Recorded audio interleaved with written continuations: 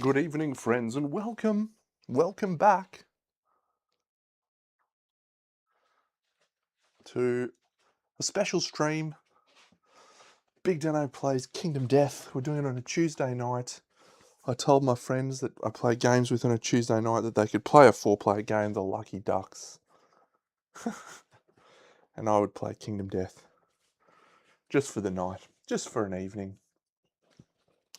Now, I've got an early start tomorrow, so an early night is better. I normally don't finish games night till 11 p.m-ish. Whereas this, I can finish at 8 o'clock, 9 o'clock, whatever it is. So, welcome to this stream. We're going to fight a level 2 Dragon King. I have a focus at this juncture in the campaign around leveling weapon proficiencies and trying to solidify our weaponry suite and resource collection. We do want to work on getting more survivors in the efforts to take on the Parasite Queen, but I'm starting to feel like we've got enough survivor stuff happening that we just need to knuckle down, finish those weapon proficiencies before we get too much further. So, spear, guitar, axe, sword, fist and tooth, shield, all on the cards. And guitar being the main focus that we'll need to go for, and it's mainly the one that I haven't been pushing. The guitar one's an interesting one. So what we need to achieve in this campaign is to cancel reactions on the Screaming God and to cancel reactions on the Parasite Queen, which is guitar spec, followed by joint array. So we have our leading survivor hit us off with guitar, hopefully with joint array as well, so they get +4 strength. And then I'll just snip over to this. We've got a new angle that I just showed. Look at that, just because he's so big. It's cool to be able to see that angle. This camera makes the computer freeze sometimes though, because it's just pumping a little bit too many camera angles. I've got 1, 2, 3, 4, 5, 6 camera angles happening, different computers. Sometimes my computer doesn't handle it. But geez, that red's popping, isn't it? It's actually more orange. I should fix that stream deck. Thank you. The thing is, I love how this game looks. I should have restarted my computer. This is not functioning at a great speed. Hello, Cindy. You're back. That's good because it was getting very cold, and I wanted to turn that off. Okay, should be set up to go. Yeah, side angle's cool. So anyway, all right, I'm just going to close the door now that Cindy's come inside. So it's going really well. The campaign's going perfect. We've gone for collective toil, which I don't normally do, so it's nice to have a change.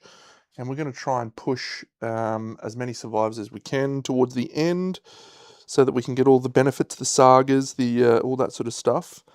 Ideally, we'll get some Marrowists in that thing, so we can run the Marrowists into the final.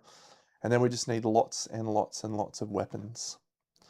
So I might make a second black sword. So we've got 2 black swords.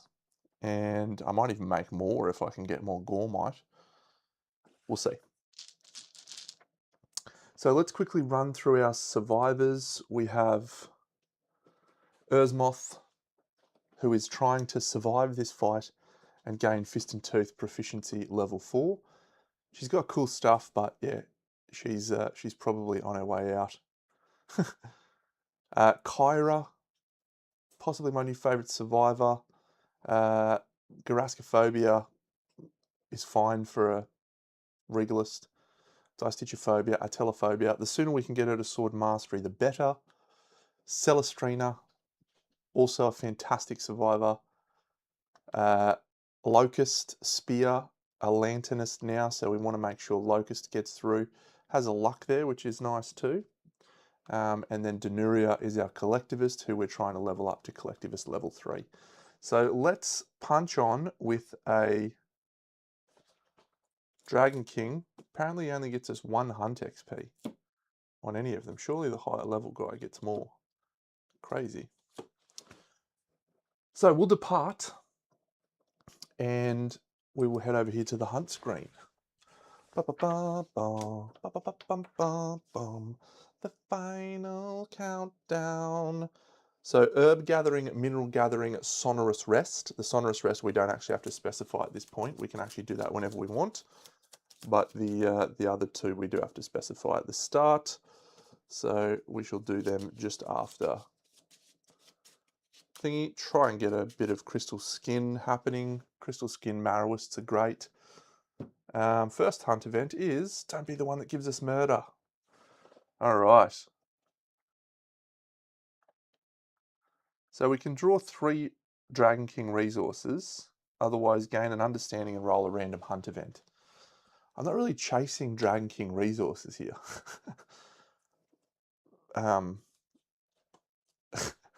Because I'm not trying to make anything from the Dragon King set. What does he start with? He starts with Overheat mood in play. So that's Overheat. At the end of each monster turn, perform Irradiate. I don't think I want that. I think we'll take an Understanding instead. So our option here is to defile the crypt and draw resources, or roll a random hunt event if you do not defile the crypt, and we gain a Understanding. So we'll do Kyra, 54.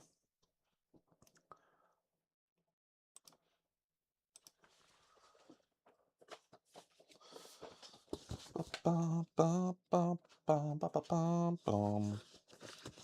don't know why that song's in my head. 54. It's not Mask Salesman. It's so close. A Bone Storm. Do we want to brave the storm and archive all fragile gear? No, we don't want to archive all fragile gear. We'll roll twice on the hunt event table. 90. That is Light on the Horizon. You may re-roll the next result on the hunt event table. If all survivors are insane, I don't think all survivors are insane. No, Urzi's not insane. Celestrina's not insane. So we get to re-roll the next result on the hunt event table. And next year, we're going to have Lights in the Sky. That's so good. Okay, cool. So we've still got a second hunt event to go. 62, it's so close to feet, but it's not feet. Feet is 63. 62 is...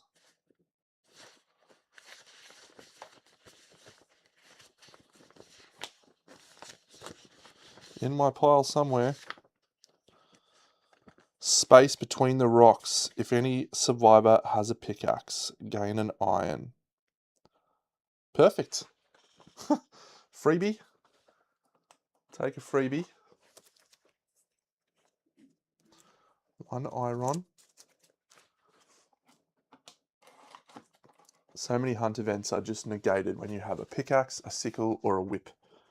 So, and bandages as well. It just negates all of those things. So now we roll a random hunt event. 87. Weeping Faces. Any survivor may consume from the pool.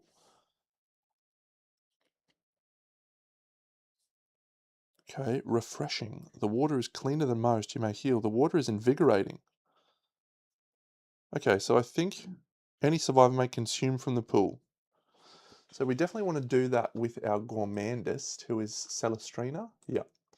So she's going to consume during the hunt or showdown. So she's going to gain a progress, and she's going to roll a 1. Drink 1 brain event damage. Oh no. Suffer 1 brain event damage. But she's done a consume, which gains her a strength or accuracy token. She'll take a strength token. during the hunt. Perfect. No evasion there, I don't think. I like that a lot. Weeping faces. If any survivor is insane, roll again on the hunt event table. We don't have any other gourmandists, so there's no value in going again. 37, Gregalope. Gregalope, is it? Is my memory tremendous? No, it's lost. Move the survivors 2 spaces back on the hunt event board. It's going to be a long day. Oh, I need to flip that. Yep. All right, so we'll go again. 84. Didn't I already roll 84?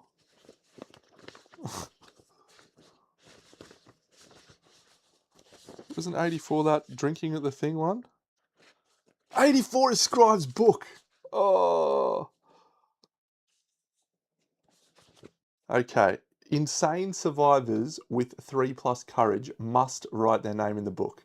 Urzi, not insane, 4 courage. No one else has to write their name in the book. Oh, wow. Add your understanding. Man, if you get a 15 on that, 1 survival, 1 understanding, 1 courage, 1 permanent speed, and 1 permanent strength, that is crazy. No one is writing their name in the book today. If no one writes, roll again on the hunt event table. 52, we dodge mask salesman again. Mad flies. Ugh. Each survivor rolls 1d10. The first one is Urzi. She rolls a 6. She gains an insanity.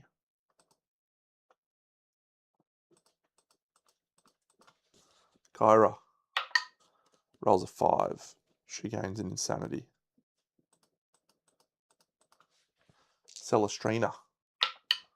She rolls a 4. She gains an insanity. Roll a 5. Gain an insanity. Good on your Locust. And last of all, we roll a Lantern 10. Frenzy brain trauma for Denuria.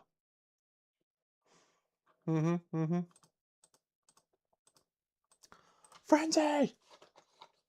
The Scout is frenzying. Excellent. You love a frenzied Scout. Always good. Always good times. Suffer the Frenzy brain trauma also gets you 1d5 insanity, I think, or... Alright, that's 1, whatever we roll. Excellent. We'll go on to the next one. We're on to the 4th person now in our hunt event. And we've made very little progress. 86. I feel like I've just rolled the same numbers over and over. Putrid tunnels. Oh my god, leprosy. Okay, each survivor rolls 1d10.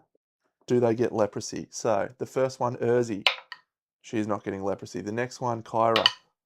Not getting leprosy. The third one, Celestrina. Leprosy! Celestrina's got leprosy. Yes. Yes, girl.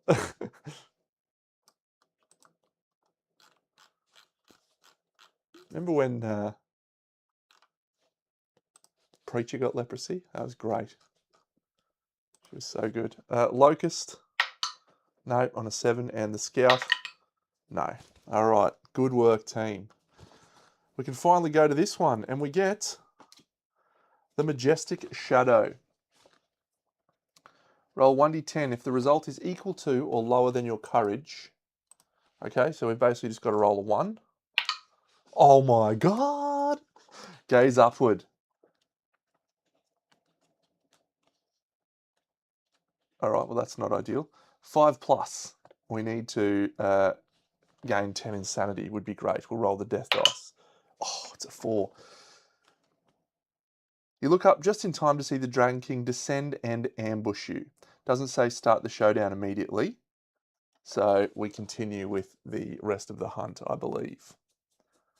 So here, that's a shame. Thespian troop. Do we wish to enter the rickshaw? No, we do not wish to enter the rickshaw. We shall roll a random hunt event. 97. Okay, this one does actually maybe let us ambush the guy. We would cancel his ambush. Living Stone. Yep, we are ambushing the guy. I didn't really want that. Assuming we roll, yeah, anything but a 1 here, and we're starting the showdown immediately. I really wanted to get some more stuff. Come on. It's a 9. Each survivor catches a fragment, gaining a founding stone. You dismount and discover your quarry, ambush the monster. Okay, so that doesn't say start the showdown immediately either. Only the middle one says that, start the showdown immediately. Okay, so we've cancelled the ambush, and everyone's gained a founding stone. So do I want to take any of those? No, I don't think so. Hello, Kyle. So we'll go here, and that is just another one of these. Oh, it's an Ark Survivor Hunt event. Fantastic. We'll roll the dice. Roll the dice. It's a Lantern 10 on the Ark Survivor Hunt event. Kyle turns up and the first roll we get is a 10. Classic Kyle.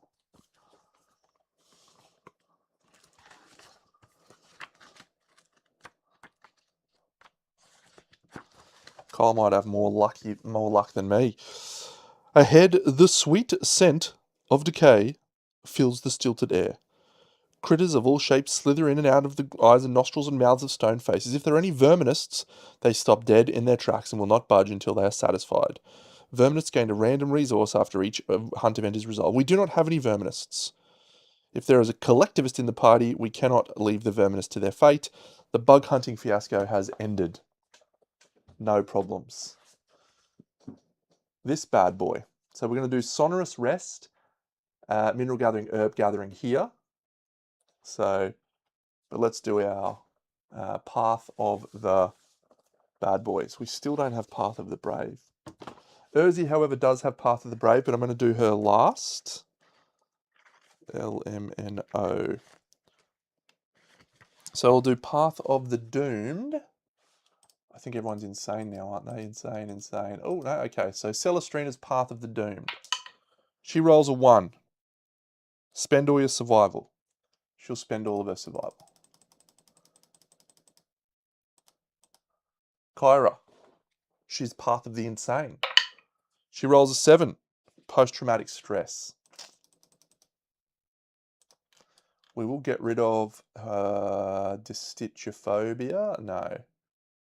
Telephobia. Post-traumatic stress. All right. Abyssal Sadist is great for her. Urzmoth, little Urzarino. We're doing her last so I can get more survival in everyone. Locust is insane. So Locust gains, and that is set your insanity to 1.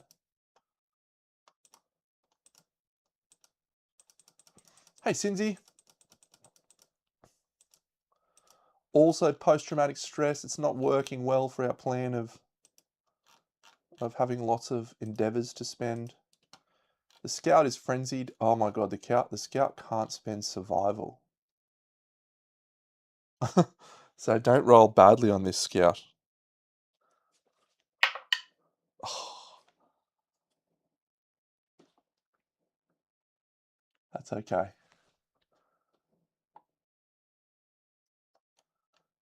You can spend other survivors. Sorry, right? Yep, okay.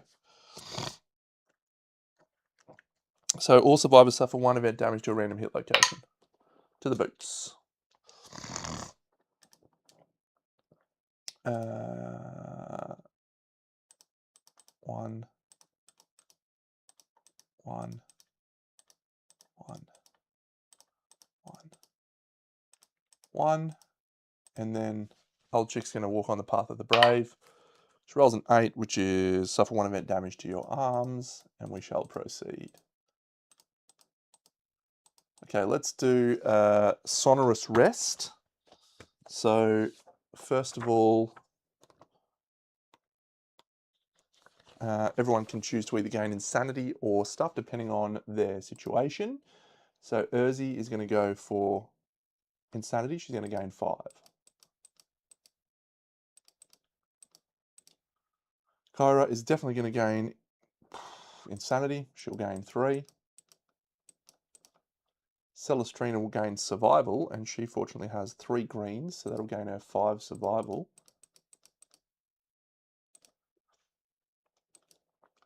And Locust is going to gain Insanity. Locust has 5 blues, so that's going to be 8.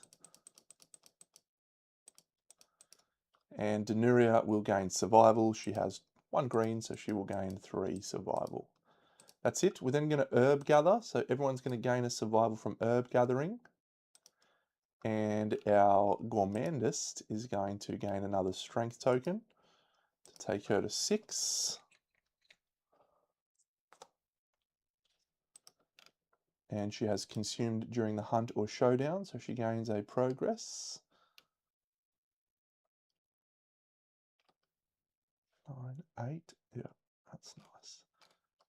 And then we'll roll to try and get to 41 or something, 30 to 45. So we're just going to roll 2 dice. So that's a 9 and a 10. We're at 29. I think that's all we need. Yeah, so it's 29 is Herb Gathering, so everyone gains a Survival. And we gain a Acanthus. And I'll just check if that one is also consuming. Because if it is, g'day bomb, then we'll definitely consume another time. Herb Gathering. Gain a fresh Acanthus. All survivors gain a Survival. We don't say any consumption there. Cool. Mineral Gathering is our last of all. We'll see what the scout or she rolls on the Mineral Gathering. She rolls a 6 for the first time. We haven't gone straight down.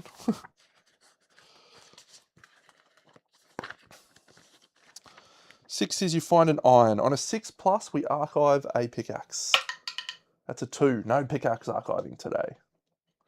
That's 2 iron on this hunt. Let's hope we don't have a party and lose it all.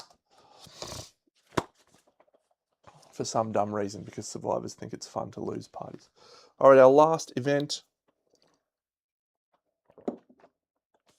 It's a cool story event one, but it doesn't give you any information or any stuff, so 41. Where did I put me bits of paper? Over here. If you think you're getting away. A nightmare. The event revealer dreams of the upcoming hunt. Okay, so we went 1, 2, back to here. 3, 4, 5. 1, 2, 3, 4. So this is Locust. So Locust has a nightmare. We're not given a Twilight Sword because we don't think that's worthwhile in this particular campaign. The event revealer gains 1d10 Insanity, 4 Insanity. We are fighting a Dragon King. Here it is.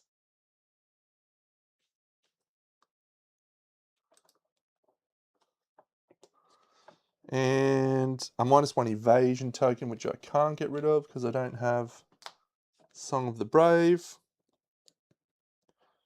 And that's it. Cool. We make it to the fight. Boop. Hello, Zwex. Thank you, Kyle. Yes, if I could be so bold as to say that, my paint jobs are all gorgeous on every one of my Kingdom Death videos. Or every of my models. All of my models, you can see them. They look great. So we'll arrive at the showdown. We'll apply our arrival bonuses. And then we'll give 1, 2, 3 survival from the first aid kit. Now I have a thing that I'm holding on to at the moment. We've got the Manhunter's Heart. We get this Crimson Candy Innovation. At the start of the showdown, each survivor gains monster level survival. That's ridiculous. Crazy. So, but I haven't used that yet. We're not going to use that until there's actually a secondary benefit to getting that, which is you can remove severe injuries. So until we have some severe injuries, I'm not concerned about clearing that. Okay, level 2 Dragon King with no other bonuses. So it is 1 legendary, 8 basics. 1, 2, 3, 4, 5, 6, 7, 8. And then 7 advanced. 1, 2, 3, 4, 5, 6, 7. At maximum level, he gets basically all of his cards.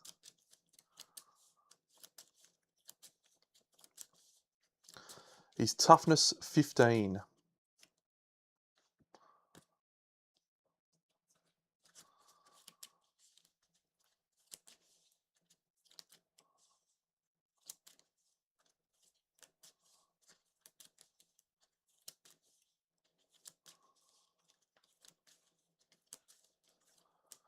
Cool. Well, this is going to be a fun showdown. As I said, I don't really need anything from this, but we do get the red core, which I think we'll use for the knuckle, is my plan. The red core to give the knuckle sharp. So we can go sharp and make that value. And then we start chasing Qatar with that. So we ambushed the monster, but he also ambushed us. So we're just going to treat it as a normal mission, which is great. You provide no basic terrain. However, we have one locust, nothing, osteophage, no. Okay, so we have no guys that have free terrain. So I'll put my free terrain back in the thing. Cool. Find out what we got. We've got a Molten Strike, the closest threat in range. So I'm going to use my chick here. Scout. Remember, we've got Surge now. See, I'm actually going to use the black sword chick to dash. 1, 2, 3, 4, 5. Kyra. Oh, she got regalism, so she's actually going to dash in a different way. She's going to go, pew, pew, pew. What a legend. So when you use this, gain a progress, spend a survival to dash. And then, does she want to surge and put up a block? Probably no. Probably not at this stage.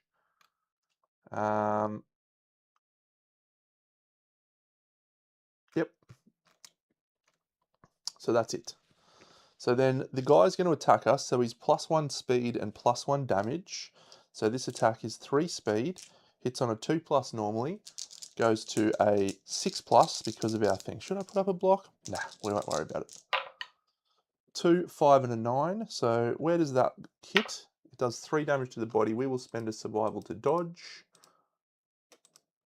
And that is a nice start.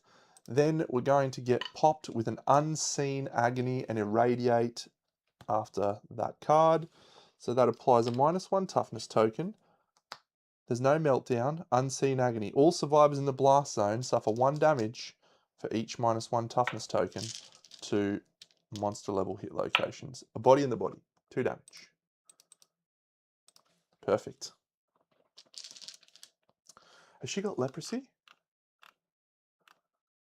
No. Okay, sweet. Who is it? Oh, Celestриne's got leprosy. Okay, so that's the end of his turn. He's not doing a radiate at the end or anything like that. That's actually all he does. He's in big trouble. Doesn't say he's not immune to knockback, so this chick's gonna charge 1, 2, 3, 4, 5. Pushes him back, cop that guy, and then slides in with the Stampede Glaive. Do I want to actually dash before I do that? Yes, I do.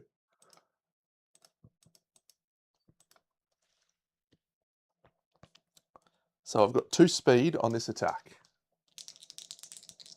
Stampede Glaive, marked a speed. 2 speed, hitting on a 7, that goes to 6, 5. So we've got 1 singular hit. I should actually have this face up as well. There is a reflex. If the attacker is within 6 spaces, they suffer bleed 2 and archive all their resources unless they spend 2 survival. Well, the scout's probably the one who has all the resources, so I don't think we'll do that. We are critting. Yeah, I don't know. 6 is not a crit, but it is a wound, so this guy's toughness is, let's use the sword thing. His toughness 15, and the Stampede Glaive is wounding on a 3+. There you go. He's also copped a -1 toughness token. So we wound on a 2+. Uh-oh, I just remembered why using the slam is bad in this showdown. Reflex, we suffer bleed 2.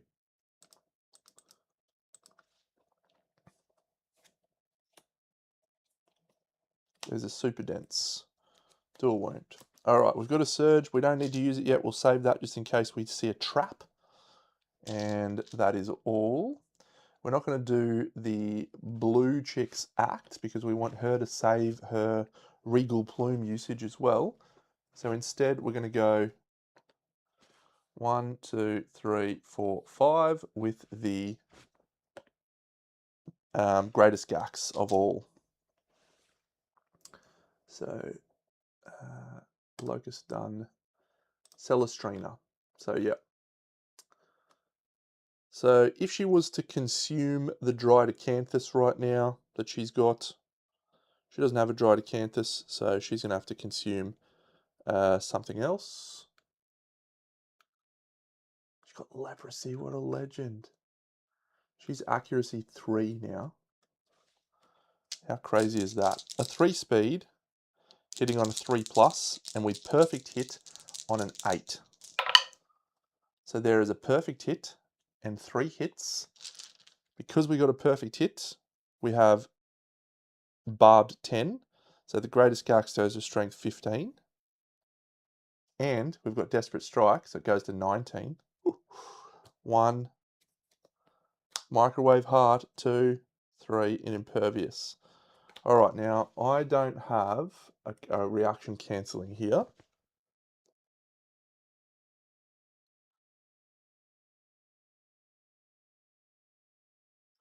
This says cancel all monster reactions until the end of the round.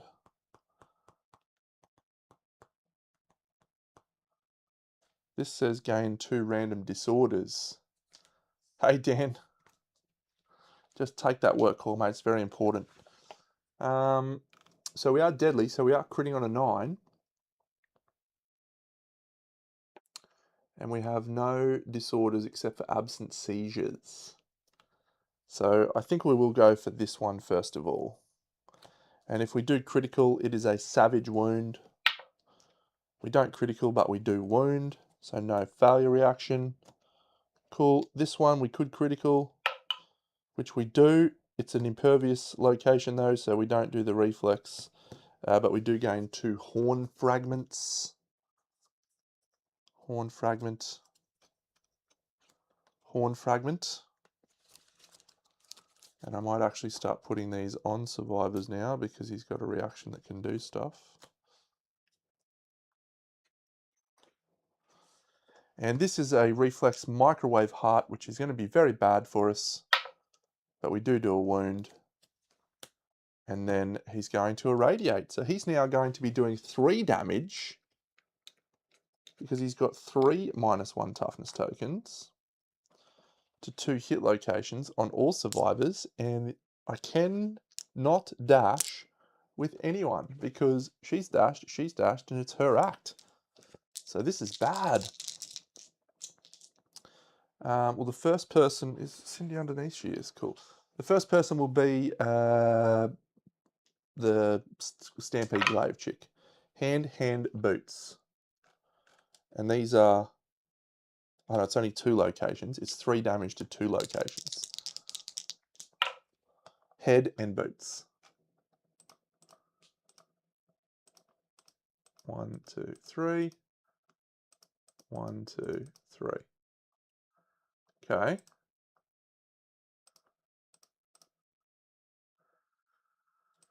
Celestrina. Waist and boots. 1, 2, 3. 1, 2, 3. And then our chick in Gormant armor. Body and hands. Oh, hang on, she is the chick in Gormant armor. Okay, so let's do it. The chick in the blue sword. Yeah. 1, 2, 3. 1, 2, 3. Okay, perfect, perfect. So what do we got on top of the deck? Be the trap, be the trap. All right, it's not the trap. Have I got my joint array survivors happening at the moment? So no joint array there.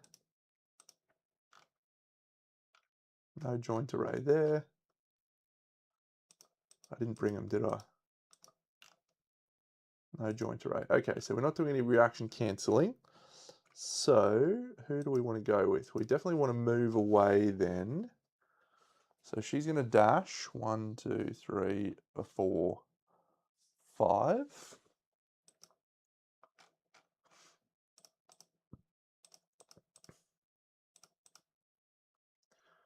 We might be procking a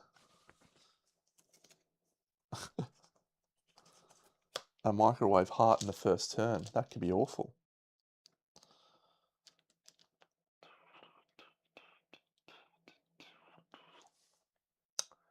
Haha, Daz. Sorry, mate. Early start, mate. Early start. You know how it is.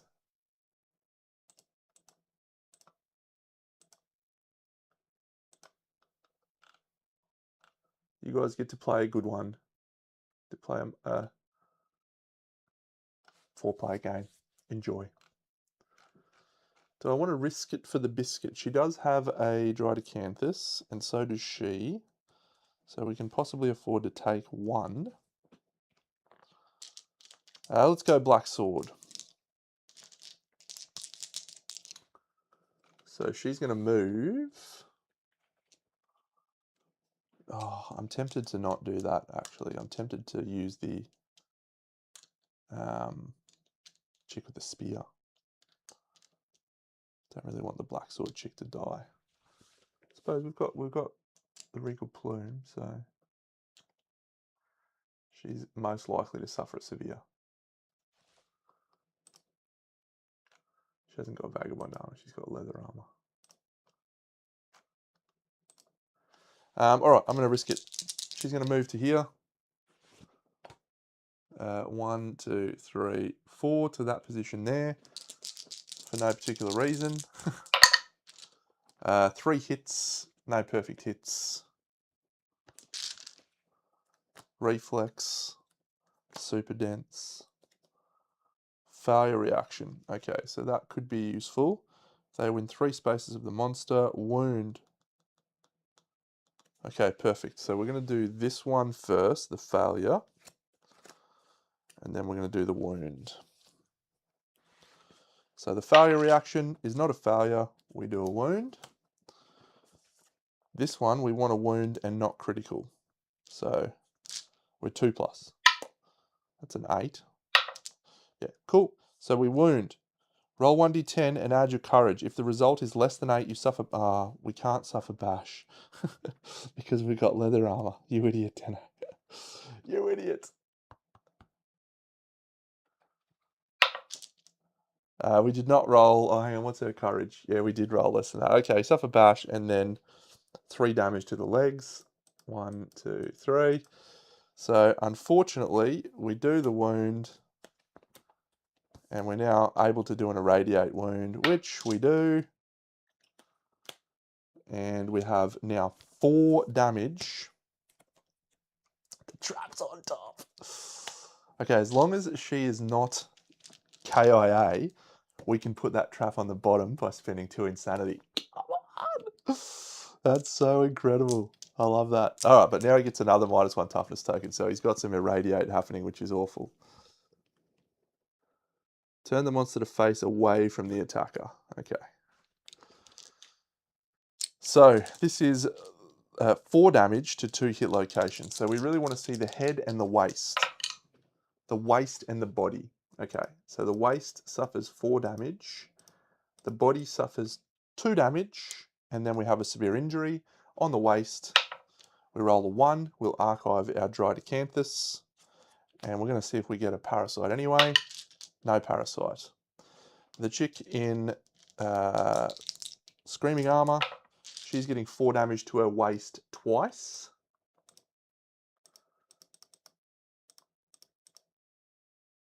So she's knocked down and her severe injury roll is a 7. She uses her dried acanthus. And does she get a parasite? She does not. So both of those are knocked down. Urzi will use the survival to stand up Kyra. And Kyra will then spend 2 insanity using the regal plume to spend 2 insanity to place this card on the bottom of the deck. The wisdom potion and regal plume has once again proved to be the greatest thing of all. So this guy's facing away now, and she is right in. Now let me look at Meltdown. I think it's facing forward. So we might have just dodged the worst of the Meltdown, which could be good. Yep. All right, so she is going to have Meltdown.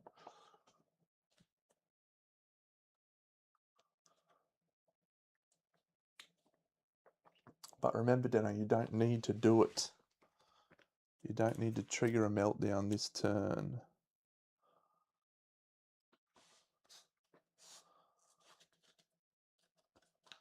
I can't remember how many of those reflexes there are in the deck. I feel like there's 3, and I feel like there's one even worse one, which is you can't stop it at all. So I really need to knock this guy out of the way. Urzi has no way of doing that. So I think I'm actually going to hold and wait until I've got a better, because I can't afford to take another spear injury with her. I want her to survive. Sword point, axe point, spear. Danuria is just going to move 1, 2, 3. Urzi, I think we want Urzi to be the target. 1, 2, 3, 4, 5. So she'll then dash.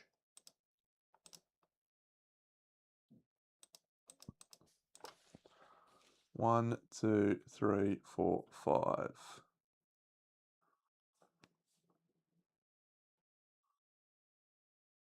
Yep.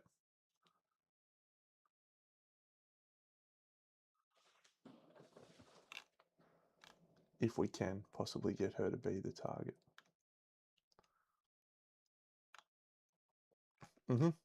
Okay. Interesting first turn. This is fine. This is great. But yeah, the Meltdown is about to trigger because we've got 4 tokens. So what have we got?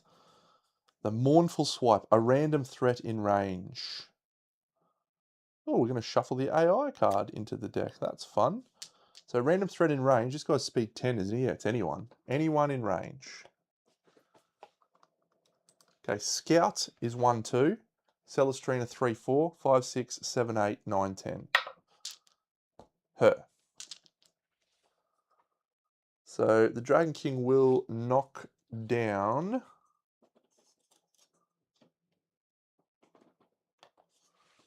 Yep. Okay, so we're good, in good shape now. So she's knocked down. I think she's got oh,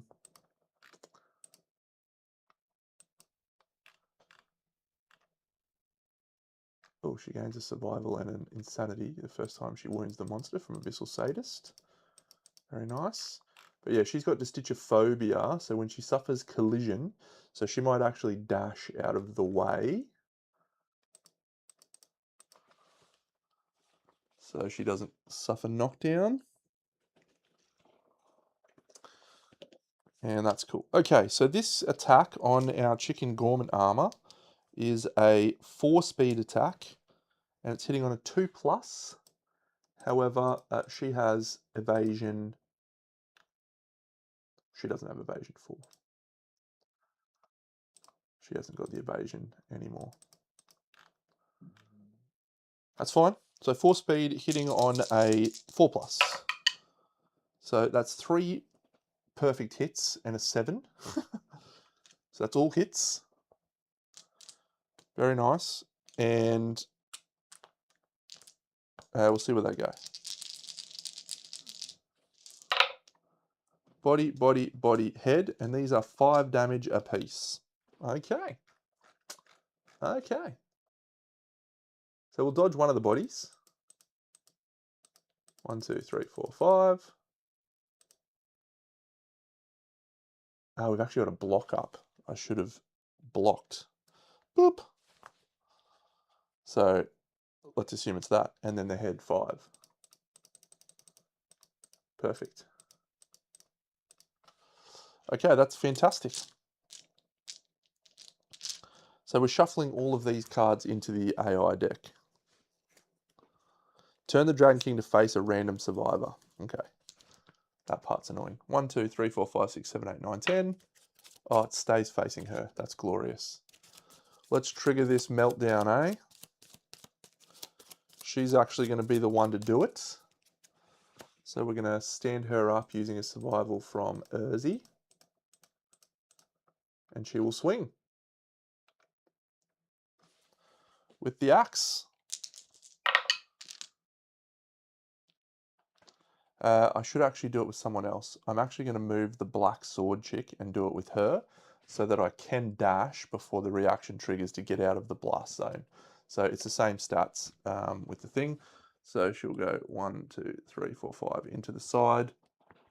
And yeah, so she's back here poking from the side. 2 hits on the black sword. There's a failure reaction and a wound reaction. -1 toughness token is great. Failure is also fine. Perfect.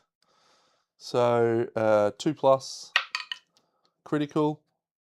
The Dragon King can no longer regulate his temperature. Whenever it suffers a wound, whenever it performs meltdown, it suffers a wound at the end of the event. Fantastic. This one, failure. So he's going to turn to face us and suffer knockback. That's actually not too bad. To there.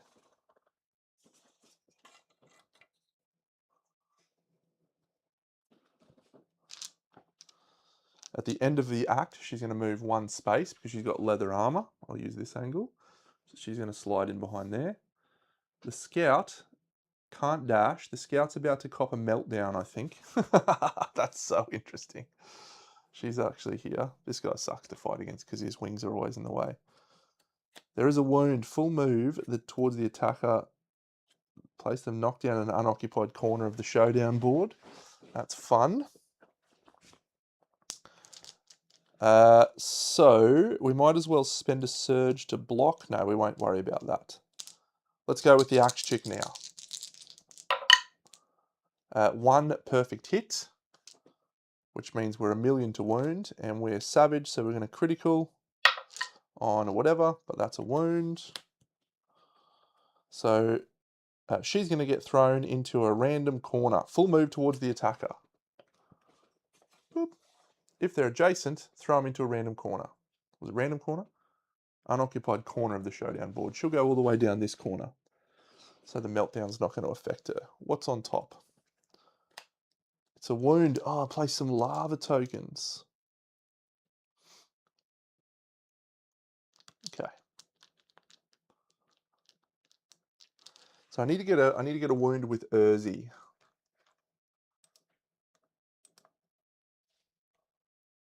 So I think we're going to go with Urzi. She's in a dash.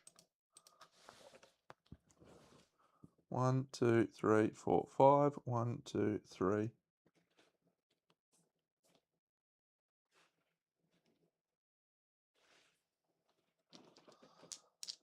So she's swinging the nuclear knuckle. Oh, she needs to be in the flank, not the side. Hits twice. Wound. Failure. Okay. So I don't think we're going to fail. Let's see if we can gain a nuclear knuckle bonus attack. So surgical precision, we don't get. Acid palms, we do get. We don't have a perfect hit, so we suffer a brain damage. Yep, so we've got fist and tooth proficiency, which means we're strength 5, plus the knuckle is 8, plus our strength is 14, and we're sharp. So if we roll higher than 11, 14, if we roll higher than 9 or less than that, we're doing double damage. Okay, so that's 2 wounds from a surpass. We did the failure first. Can we surpass again? 6. What did I calculate it to?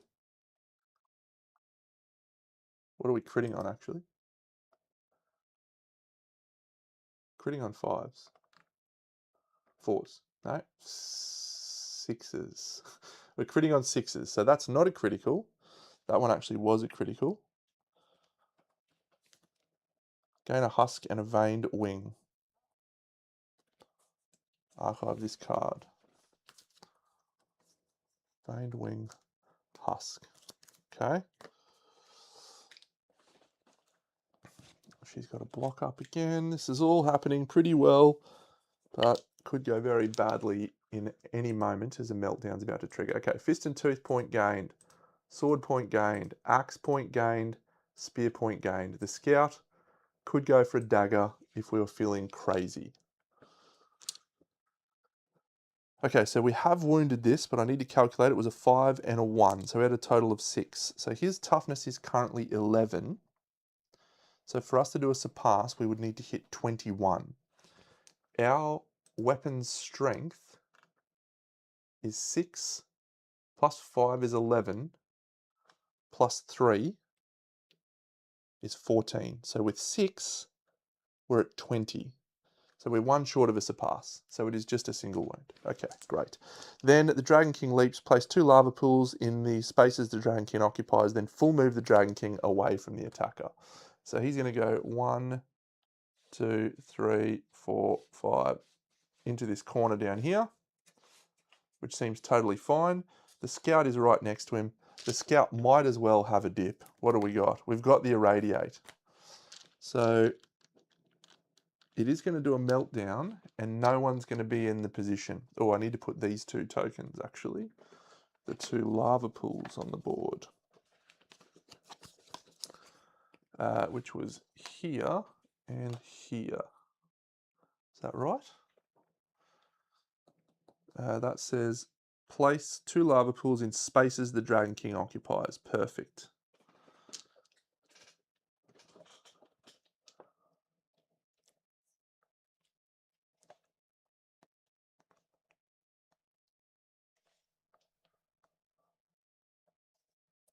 Okay. I reckon the scout's going to attack now with Frenzy and this stupid little dagger, Grimjaw.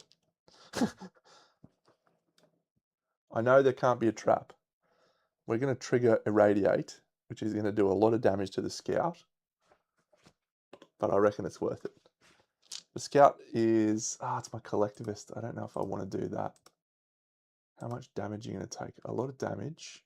No Acanthus. But if we go fist and tooth, we just probably... Yeah, okay, let's go fist and tooth. With 3 speed, we're hitting on 6s. So we roll 6 and a perfect hit. We got nothing for perfect hits. No, but we've got this stone crusher, so we can double our wound attempt, which is fine. But yeah, so we got 1, 2. All right. So we are about to cop a lot of pain.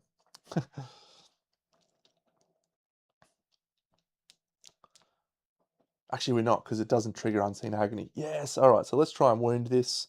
It's fist and tooth. Our strength is 4. So we're wounding on a... Oh, he's only 11.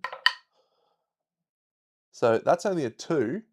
Goes a 6, but we can use Stone Crusher to discard this to double the wound attempt, which takes it to 12, which actually wounds. Go Scout with your fist and tooth legend. So now we're going to perform Irradiate. Irradiate says the monster gains a -1 toughness token. He now has 5. If he has 5 or more toughness tokens, his heart is exposed. Meltdown! Here's Meltdown. So everyone in front of the Dragon King, which is no one because he's in the corner like a chump, suffers Disintegrating Wave. Everyone behind him in his blind spot suffers Disintegrating Wave. Everyone else, totally cool and normal. Everyone in our team is totally cool and normal because no one is in those positions. These 2 flip to Obsidian Towers and remove all the toughness tokens, and that's it. So no one gets burnt to a crisp. Perfect day to be a Dragon King. So he's done. I can't do anything with the scout. But now what I want to do is grab these weapons. So, or grab these iron from those things. So I reckon we end our turn there and just... Actually, we'll dash with Celestrina to get her closer to the action. 1, 2, 3, 4, 5, because we need her to smash that, or the dude with the black sword. All right, it's good times. So we have a head strike. Perform a radiate. Oh, what a pest. That's okay. The only person who's copping 1 damage to 2 hit locations is the scout. Waist and body. Scout can't do anything because they have frenzy, which is why they were rolling 3 speed. Random threat in range. I'm gonna grab my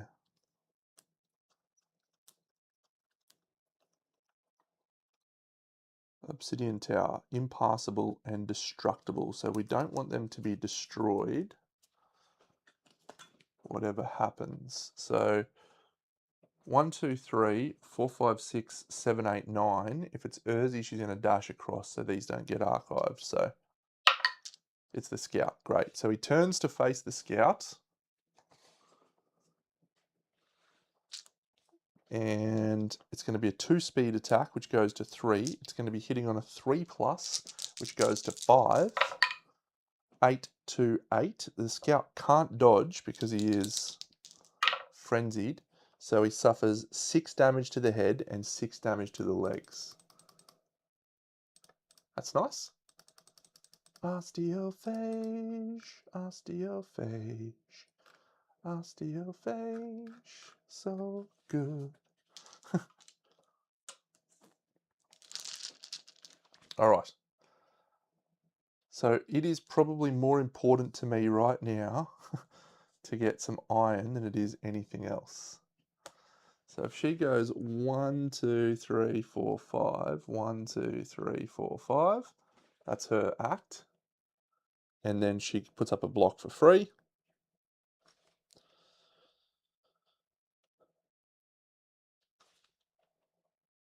Moves that way. Does it move up to?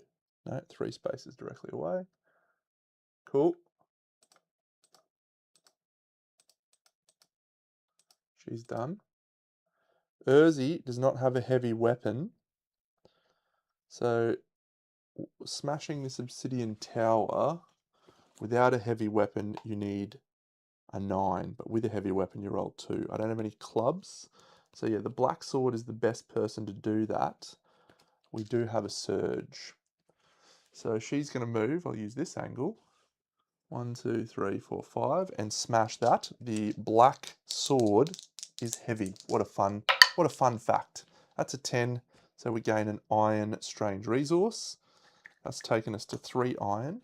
Then we'll dash and surge.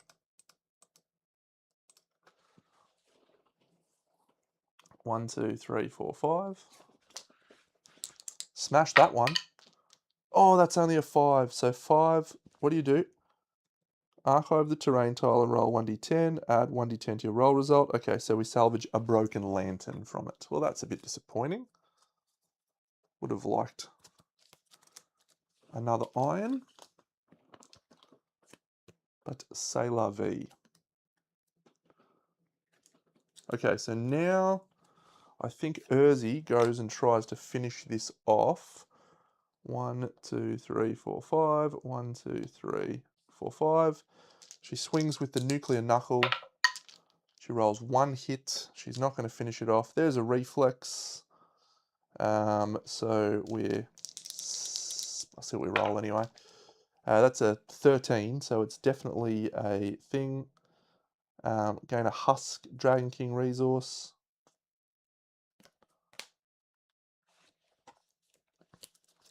And it's 2 wounds. 1, 2. Okay, we might risk it with the scout here. The scout, we're on a new turn. I don't think I can get the other chick in. What's on top?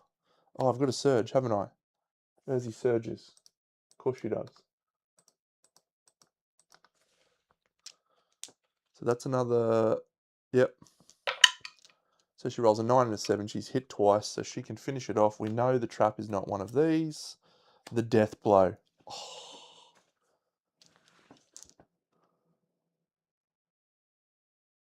That is unbelievable. All right, as long as I don't fail this roll, we don't. We do 2 wounds. So now, as long as I don't fail, we're doing the death blow. Death blow! Death blow! That was actually critical too. It was a husk. Okay, so Urzi's done the death blow.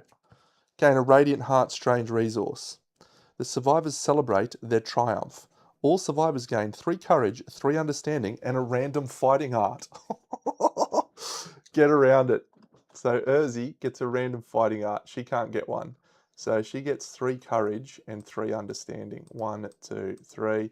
1, 2, 3. And wouldn't you believe it, she's got Analyze. What does she roll for a bold roll? She rolls a 3 for bold. That's not going to help her much.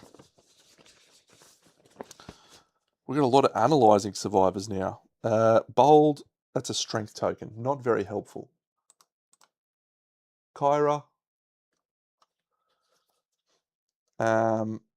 Fantastic.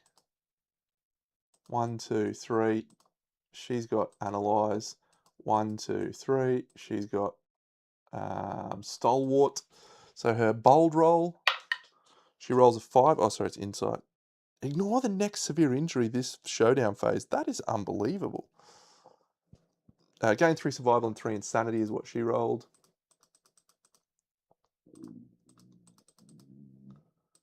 Okay, so she will roll a random fighting art. No, she's already got one. She can't get one. Okay, that's fine. And her insight roll, she rolls a 5. It's also 3 survival and 3 insanity.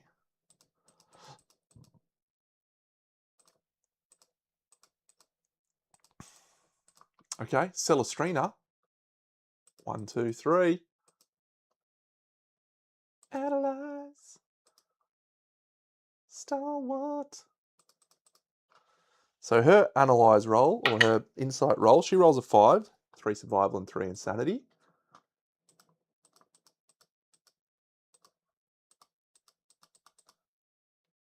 And her other one is an 8.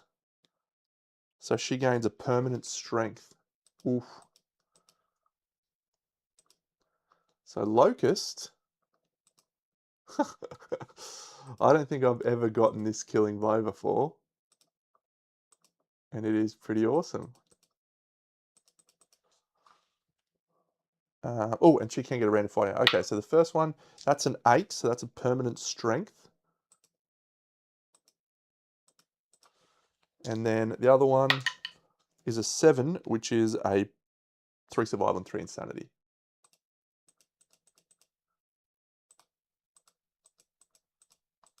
So good. All right, Celestrina can get a random fighting art. So she's going to roll and see what she gets. Drifting Turn. During a maneuver where you spend to move in a straight line. That's fun. No, she won't try for that. So we'll just do the Voltless. She gains 2 Lumi. Okay, Drifting Turn, fun. I think that's the Screaming God one. This chick doesn't have a fighting art. Tough, we will definitely accept Tough.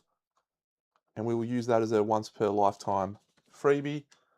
1 PL fighting art. And she'll take a, oh, actually it doesn't, that's a net neutral.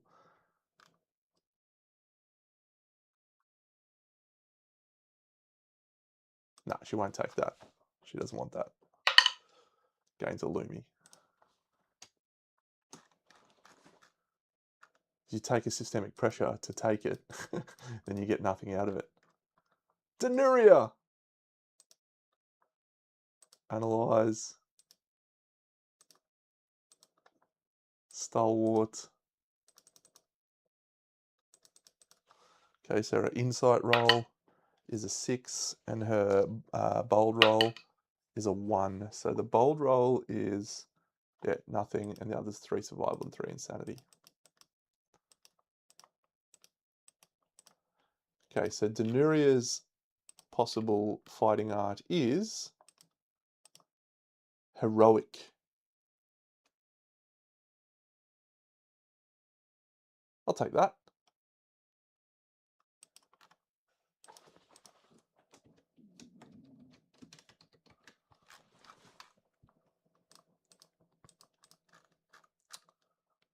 All right, so we shall complete the showdown. Everyone gains 1 hunt XP. We're only gaining 4 endeavors on the return. And that was absolutely sensational.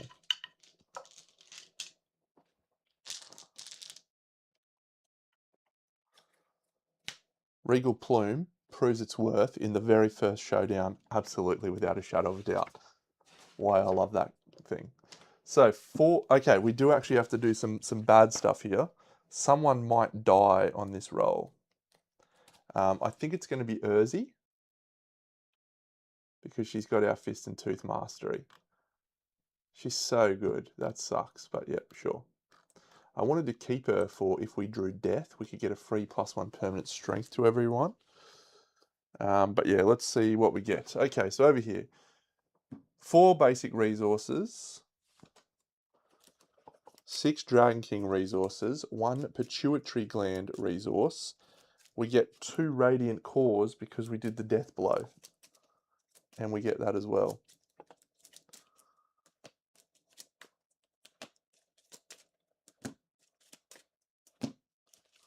All right. And there's not many of these left. 6 of these. We get a bonus one from the Scavenger Kit. We didn't wound with Grimjaw, so 1, 2, 3, 4, hey, 5, 6, 7. So we missed the Cabled Vein, the Dragon Iron, which would have been nice, and Radioactive Dung. Yeah, we missed a lot of the stuff that you need to make the armor set, which we aren't making, but it's nice. So the strange resource, Radiant Heart and Pituitary Gland. Let's grab them out.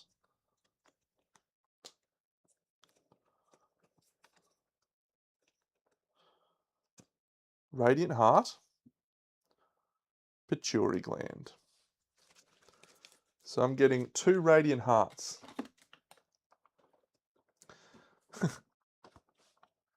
Or do we only get 1? Because there's only 1 in the deck. All right, well, let's roll. On a 1 or a 2, we survive. Otherwise, Urzi's going to die. It's a 7, so she dies. So we're getting a basic resource out of that. She's got a reroll. She might as well use her reroll. Into a 5. She dead. A basic resource. Monster Hide. Fun. So we add the Dragon Armory to our location.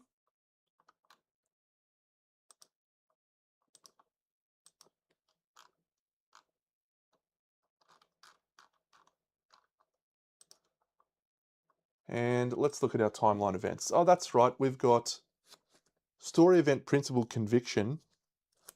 Real bad. Real bad with all the stuff I just got.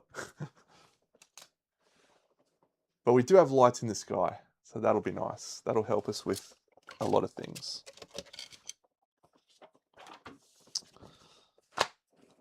I really like the Dragon King. I think that's a really cool fight. The way that that's structured and what you're trying to do is really fun. 7th card.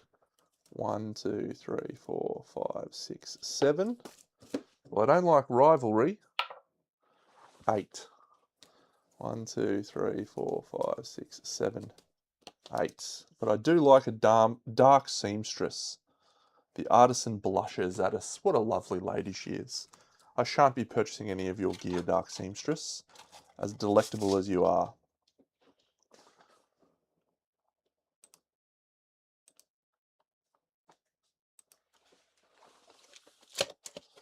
I do need to grab out Lights in the Sky. Lights in the sky, you know how I feel. So good. Nightmare Training comes into play. Gorm Climate, we roll a 7. That is 2 to home endeavour results this year. Lights in the Sky, we may add +2 to any result. We re-add Gorm Climate to the timeline.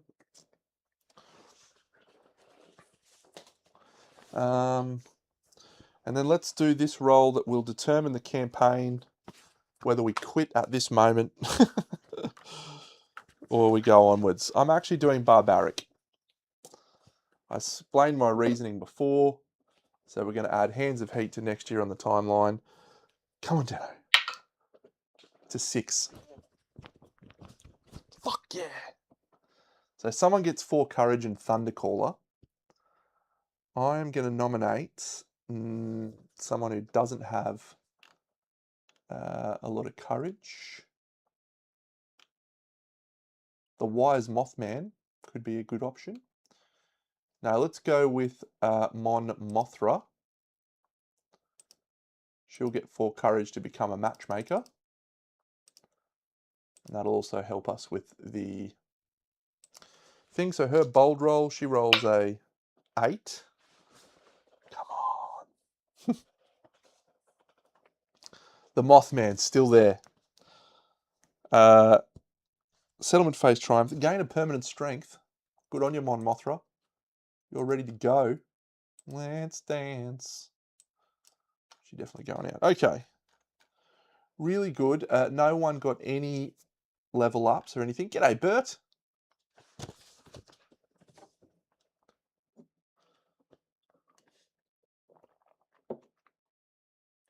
Mon Mothra's got Thundercaller. We could go for the thing. I don't usually worry about that one. It's not like Maskmaker where it's worth going for.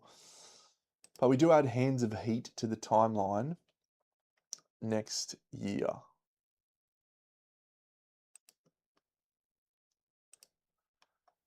And that'll be pretty helpful. Story event.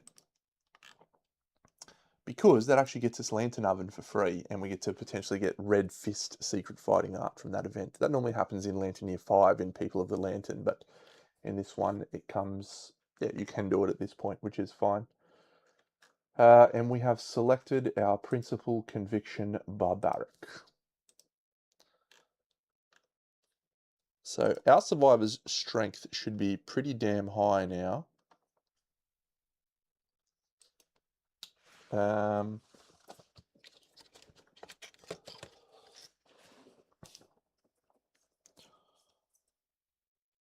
All current and newborn survivors gain +1 permanent strength. So I don't think that gave people the strength, did it?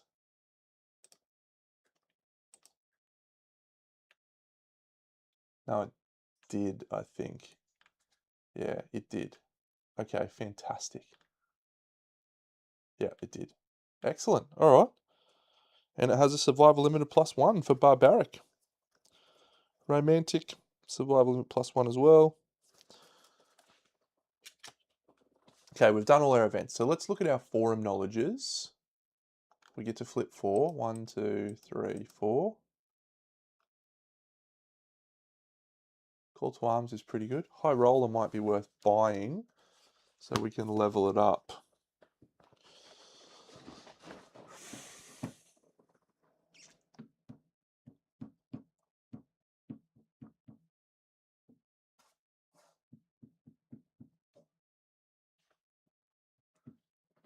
Face Painting, gain Quixotic, not worth it. Skull Eater, already got it. So all it is going to help us with is re-rolling a +2. So we could go for babies, I suppose. Let's put in the shit ton of resources that we got. This is one of my favourite parts of the whole Kingdom Death experience, is putting in the resources that I collected in this phase. 3 iron, Pituitary Gland and Radiant Heart, Fresh Acanthus, Broken Lantern, and these. I'm just going to ditch those 3 and do our innovate with those. It's nice to not lose all of those, but we might have to lose half of them in the next phase. So horn fragment, husk, husk, husk, veined wing, king's claws, veined wing, hardened ribs is nice, king's claws, veined wing.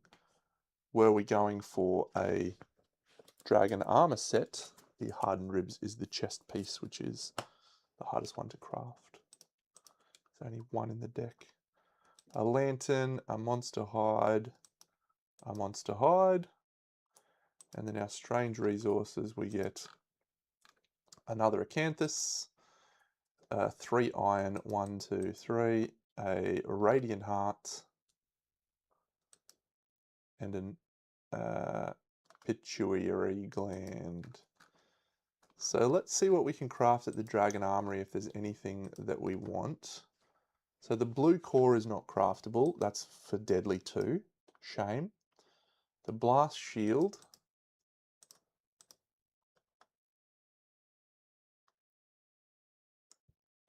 it's actually not a bad little item really.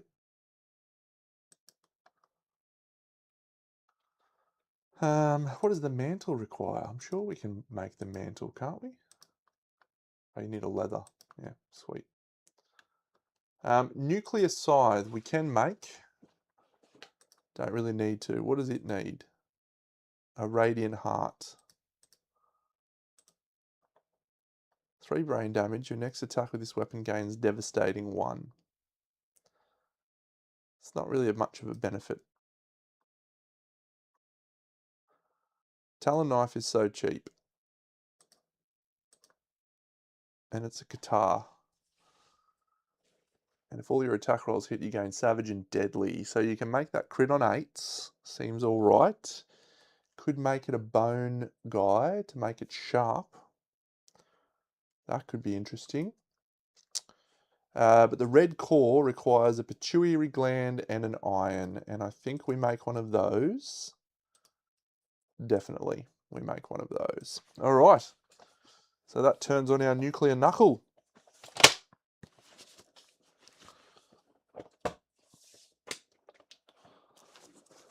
Fuck yeah.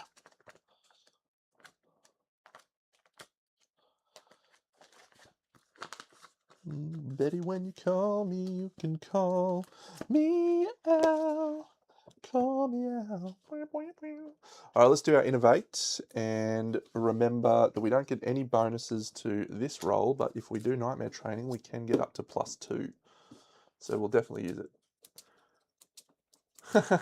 I should use the scythe, but I think if you haven't got the frog dog thing, it's not really worth it. Shrine's pretty good.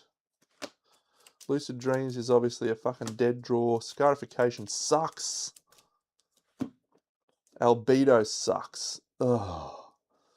Shrine.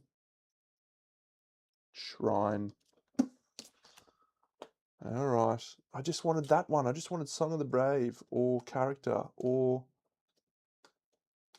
Lantern Oven, I suppose. Partnership would have been good too. Partnership would have been good. That's alright. Shrine's okay. It does give us armor buffs, which is useful in a number of situations. Especially with the upcoming Screaming God. He will require that. Okay, so we've got 3 left, so let's just run through them. We don't need the trepanning, although we could use it to clear some stuff. We don't need to use blood weaving. We don't need to use bloodletting, because we don't need to remove any disorders, really. Butchery, we haven't got a lot of organs, and we're better off doing that in a time when it's not now, when we've got lights in the sky. Bone beats, same deal. Oh, I've got seed patterns. I've actually got quite a few seed patterns to draw. Face painting would be fine. Don't need to special innovate. Don't need to make leather. Yeah, so nightmare training is the obvious choice here. or go for babies?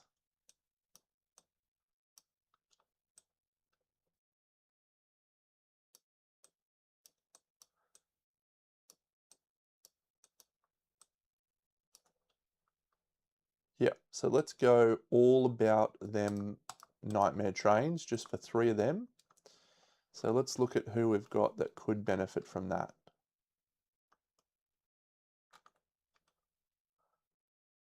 How many did she have?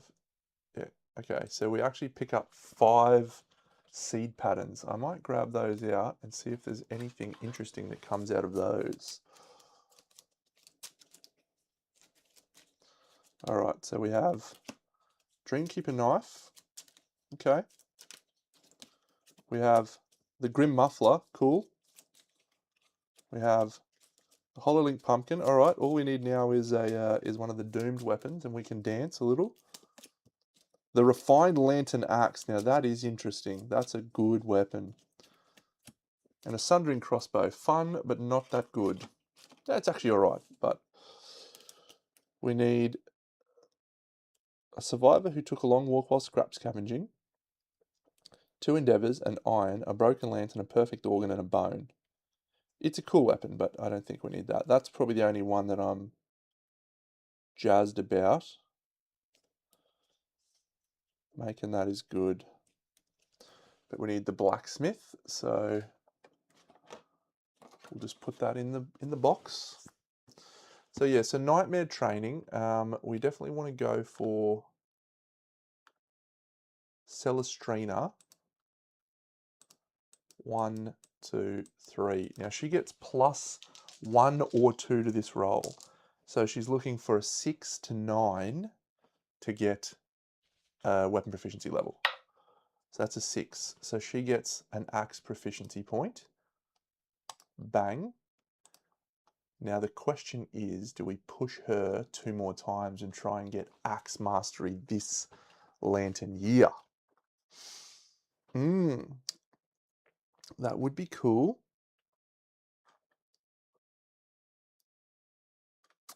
That would be cool. Sword's a long way away. Spear. We've got quite a few people that can go for spear, so we're not worried about that. Dagger is not a problem. I need to get Qatar. I really need to go Qatar with someone. So let's maybe look at who we're going to take out and go for a Qatar. Do I switch Cordelia off scout duty and into the rotation as a Marrowist and go for Qatar? Yep, I think we do.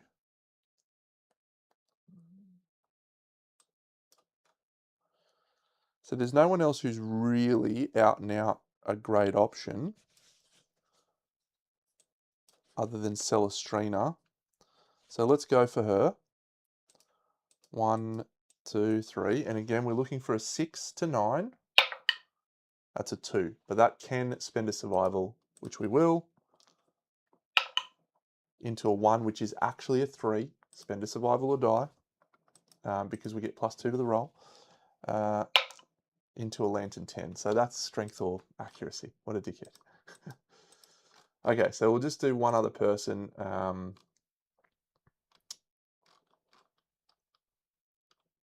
really would like to be shielded. All right, we'll go Kyra. She got heaps of survival. So this is basically, unless she rolls a lantern 10, she just gets the +1. She rolls a 3. She rolls a 1. She rolls a something. She rolls a 10. What a fuckwit. Sure, gain a strength, you idiot. Stupid lights in the sky. Let's go on another hunt. Who do we want to go for this lantern year? Dragon King level 3 is not necessary. There's just a high level of risk there. We don't need to go for that. Let's get through this. Let's maybe, do we go for another level 2? Was that fun enough? Someone dies is the issue. Every time someone dies. Unless I take a green charm, which I don't think we need to.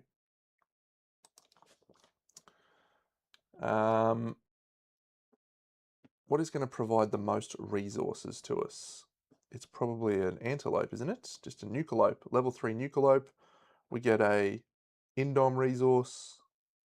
I really just wanted this. That's all I wanted from that guy. So yeah, I think we'll actually fight a nucleope.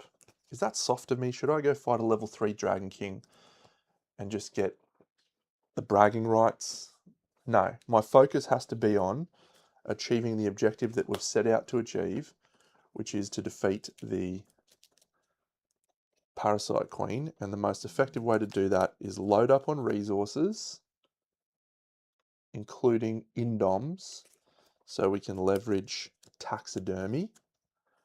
Yeah, blue core's pretty good, I suppose. It's pretty good. Maybe we'll come back to that. We can do that after the hand. We could go for a level 3, and that would be fine.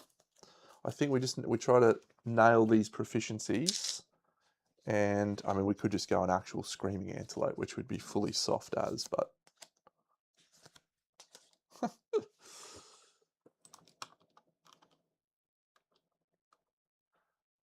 okay, so we've got Celestrina with the axe, so she's just going to rock this set. She's great. She's got no problems there at all. That's great. Mothra is in green, so Mothra, we want to ditch that into the Screaming Glaive. What is she chasing? Yeah, Spear, perfect. So she's in green. We'll just make her in red so I don't have to fuck about.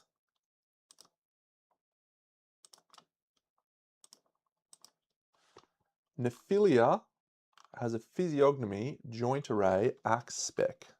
So we've got another decent axe, which is just the Gax, or the Greater Gax. The Greater Gax is fine. So why don't we go Stampede Glaive on her instead? All right, so you can be red.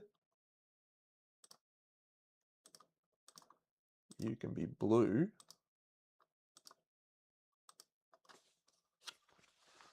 You can just go this Lance of Longinus bad boy. And then you've got a spear. And you've got an axe.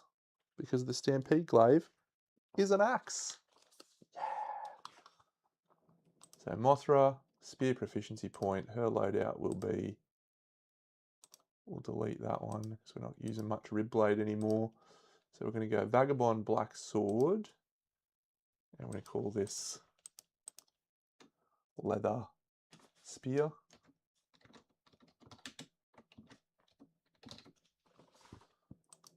And literally all we're changing is that into a Lance of Longinus.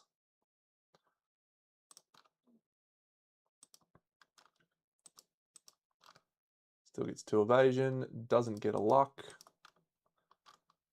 Gets 4 survival on departure. Perfect. Leather Spear looking good for Mothra. Nephilia, she's rocking the Screaming Glaive, which is perfect. So she's got 1 luck. She's got 2 there. Stampede Glaive is an axe, so that's fun. Denuria is now our Marrowist. So we're going to call it now Qatar Marrowist, aren't we? So what is your weapon proficiencies, Denuria? Yeah, so you are now switching to Qatar, and you have no proficiency points as yet. How is your XP 7, by the way? What are you? Are you the collectivist? Okay, now you're staying as the scout. So I'll just save that, but you are staying as the scout. I don't want you to not be the scout.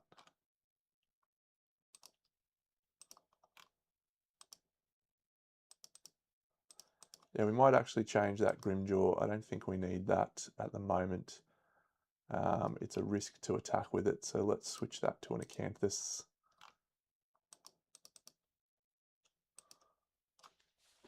Okay. So that's fine, yep. So you're the scout. So Cordulia, you are now the Qatar Marrowist. Fantastic. So you don't have a Husk of Destiny. You have a Drydocanthus.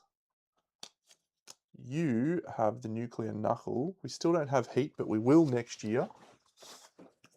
And so we're putting the red core right here to give our weapon sharp. And that is cool.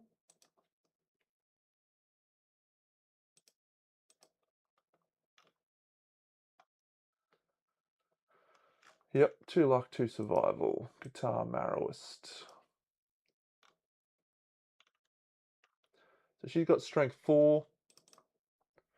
We'll make her teal. I need to grab me Marrowist chick. Good. Good. Need another spear for you.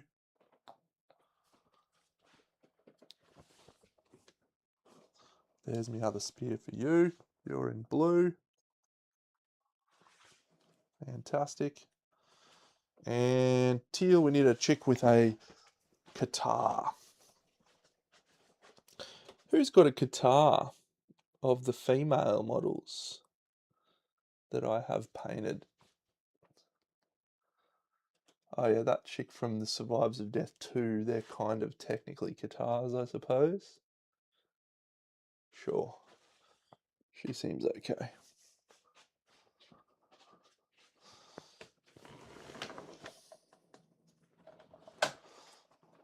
Alright, little Nucleope. Longclaw Lenore does have one as well. Yes, I could use her. I might use her because I think we're going to have a couple of guitar guys, probably.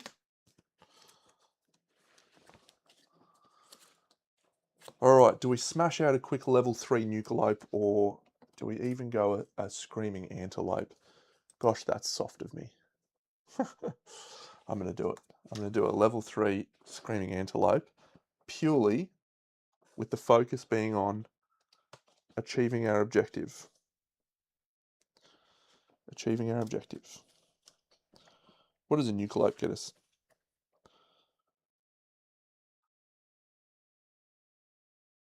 He's not that much tougher, but he hits harder. Double trap. I got a couple of possibilities for trap cancellation.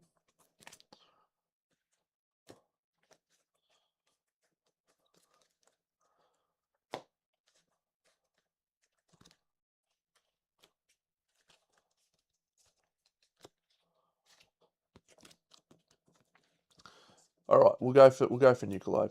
It's just, yeah. Speed 4.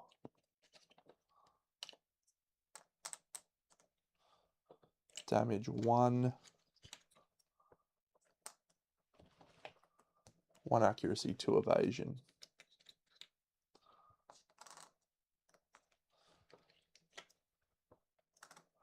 I do have a cool Longclaw Lenore painted. I should use her more. I like pulling her out when the lion comes out, you know? Those are all archived. Cool.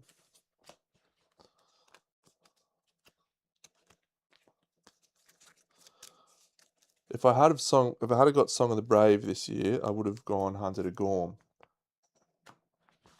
All right, Bert, have a fantastic day at work. But thanks for watching, and thanks for coming and commenting on the stream. It makes it more fun for me, hopefully for everyone. It's been a good campaign. I've enjoyed it. I've enjoyed it so far.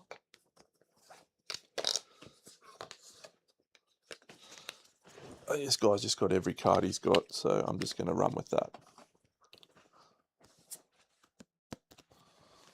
Dragon King. Legendary Horns, exponential yield.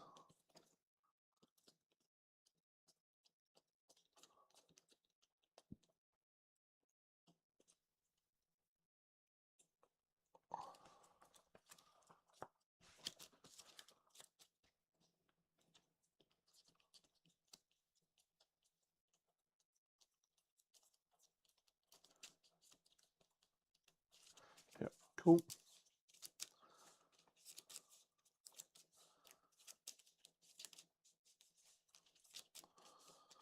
got any space in my gear grid for a black sword?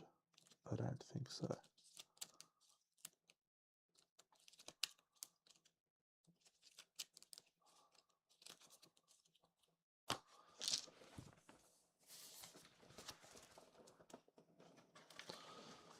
Done. Let's depart.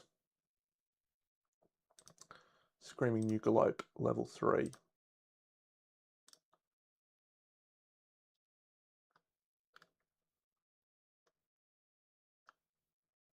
Perfect. We'll be fine. Who's... Yeah, okay, so the Nuria's actually got 1 dagger. We'll keep her a dagger, but she's going to hopefully get to level up into the... oh no, she's going to fall 1 hunt XP short. Maybe we mentor her to get to collectivism rank 3. Yes. And see if we can roll 8 eyes. Yeah, so Danuria, or Cadulia, sorry, is going for Qatar.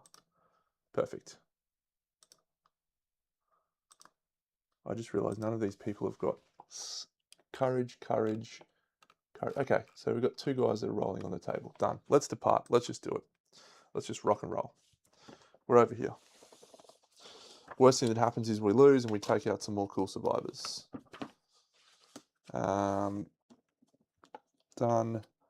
Done. We will do our sonorous rest somewhere.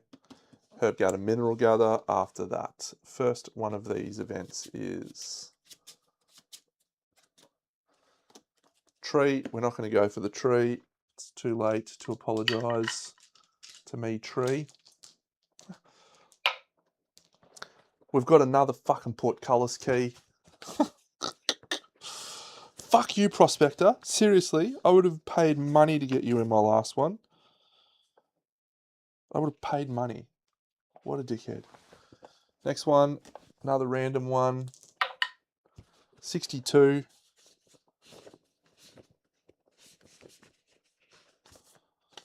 62 is space between the rocks. We gain an iron. Fantastic. Next one is grazing field. If we have a sickle, we gain an acanthus. Glorious. Roll a random hunt event. We don't need to heal any injury levels. 73.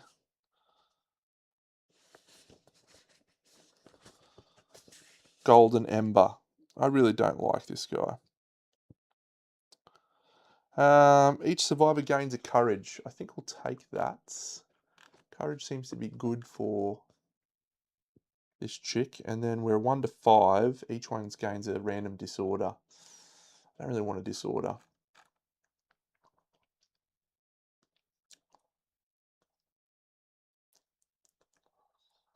We roll again on the hunt event table. We'll do that. 96. We're not going to jump on a stone face. It's a cloaked stranger. The event revealer. We are on number 3. So that is Nephilia. Nephilia is going to rolls 1d10. She rolls a 1. Suffer the ruptured spleen, severe body injury. Nephilia, you poor girl. She will use her Tridecanthus, I guess. And everyone has 2 brain event damage.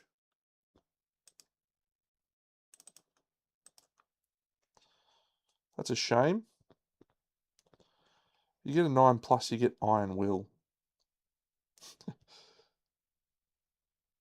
Pretty great. But we didn't get that.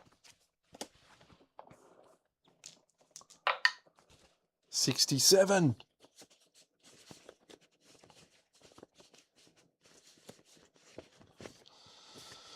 Saliva pools. If any survivor has a sickle, we do. All survivors gain an understanding.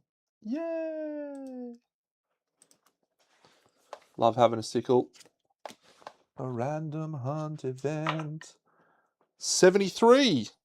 Is that the guy? I have rolled a lot of repeats. Golden Ember. We will not be going into the go. I could not roll Golden Ember in the last campaign. I had the friggin' scythe, man. That is fucking aggravating. All right, Song of the Brave. So I've got 3 people on Song of the Brave. Celestrina, she rolls a 5, so she gains, well, all survivors gain a survival.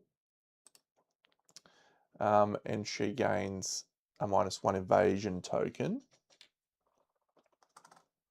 Mothra rolls a 1. Mothra loses a courage. No, we'll spend all of her survival. It's 1 to grab a friend out of the thing. So we'll add a new survivor to our settlement.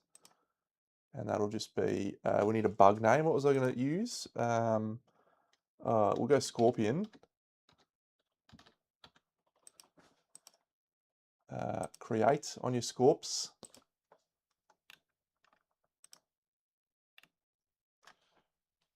Perfect. So then Nephilia, she goes on the path of the doomed and rolls an 8.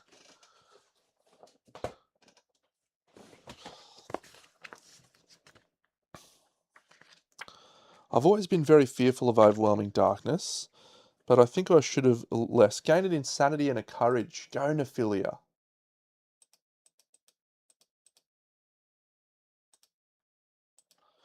And then our next person on the path of the doomed. Oh. She rolls a 2, so that is gain -3 luck tokens for the rest of the showdown. Okay. Well, have I got news for her that I might have a way to prevent that from being a problem.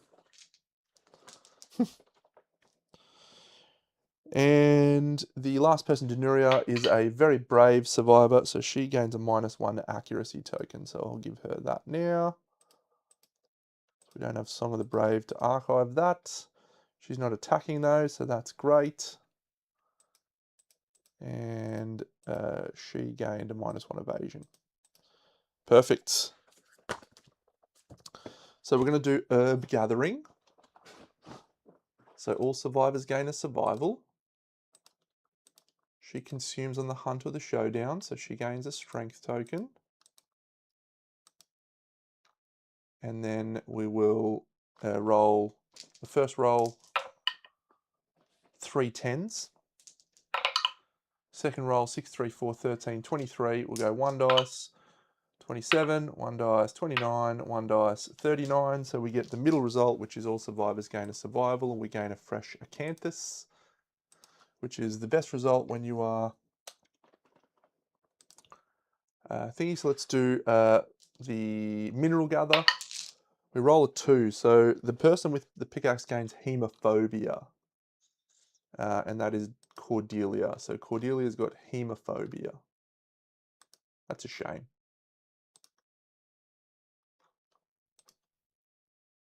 That's a shame. And now we'll do our sonorous rest. So each survivor can choose individually. Celestrina will take survival, 1, 2, 3, 4, 5. Mothra will take survival, 1, 2, 3, 4, 5. Nephilia will take insanity, 8.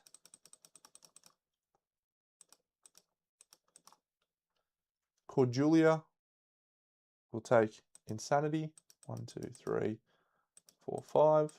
And the scout will take survival, 1, 2, 3.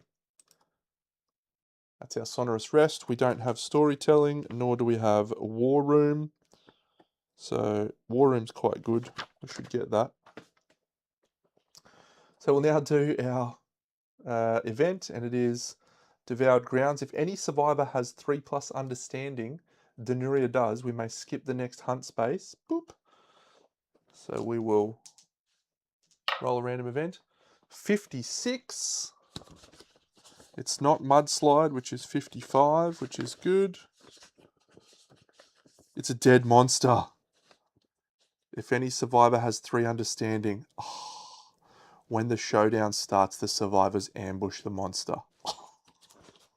You are in trouble, Screaming Antelope. You are in more trouble than the early settlers, mate. A dead antelope. Do we want to investigate for random resources and kill a level 4 white lion? No. No, we don't need to do that. What would I have rolled? We would have had to fight a white lion. 94. Again, is that another cloaked stranger? No, 94 is... Oh, it's a poo pile.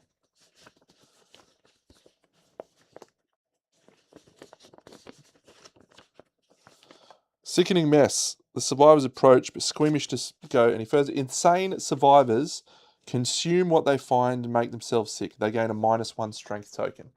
Okay, so Denuria is insane, gains a -1 strength token. Cordelia is insane, gains a -1 strength token. Nephilia is insane, gains a -1 strength token. Mothra is insane, gains a -1 strength token. And lovely Celestrina gains a +1 strength token, gains a -1, consumes during the hunt or showdown, and gains a progress, which is perfect. We make it to the showdown and we ambush the monster. So, we will apply arrival bonuses. And then we will give everyone 1, 2, 3 survival from the first aid kit that the scout is carrying. We can deploy anywhere we want. So this showdown has 1 debris, 3 acanthus plants, and a random terrain card. So acanthus, debris, acanthus, acanthus. So we have 1 random terrain card, no, 2 random terrain cards, and we have how many guys with that thing? Physiognomy, we have 1 physiognomy. Cool.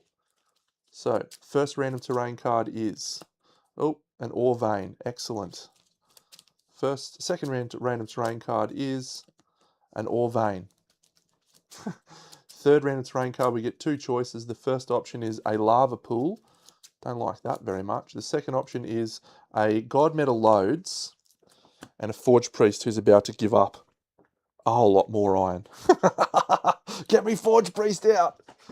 Get me forge priest. Oh, we're on. We're on again. How much iron can one man have? Is there any amount that's ever going to be enough? All right. We're ambushing, so we're going first. We can flog the crap out of this guy. Where's me forge priest card?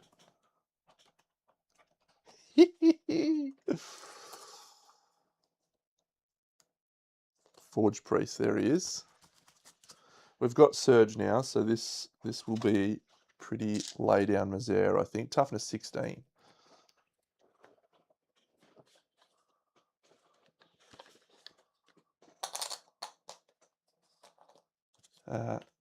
There's the Nucalope. Look at him glowing.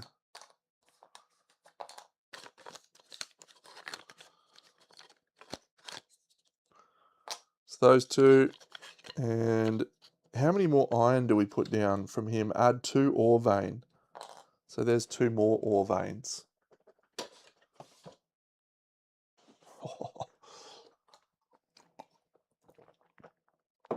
Okay, Qatar chick is just going to run around grabbing ore, isn't she? Set away 6 spaces away from all other terrain. Okay, so ore vein,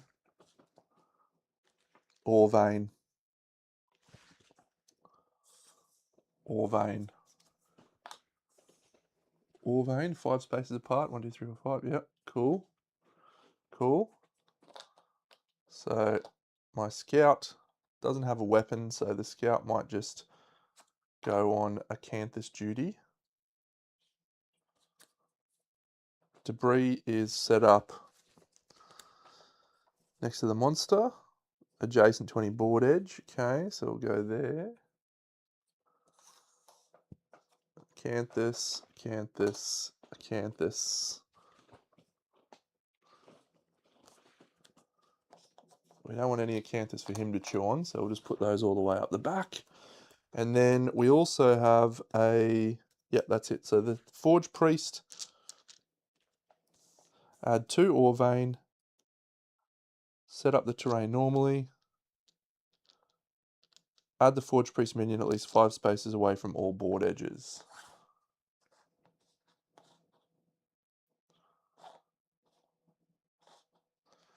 He has 16 toughness and 6 life. Yep, he's in big trouble. So we'll just pop a little Gax next to him. Call him a day. This chick, she's going to charge that guy. Guitar guy is just going to go with a pickaxe and pick up all of the iron. And this spear chick will be clean up duty on whichever one we want it to be. And that's going to be absolutely tremendous on all counts. So, Forge Priest. We're good. So we ambush, we're going first. How do you like them apples? So let's start with the greatest Gax. We're in the blind spot of the Forge Priest. So we're rolling 3 hits in the blind with Celestrina.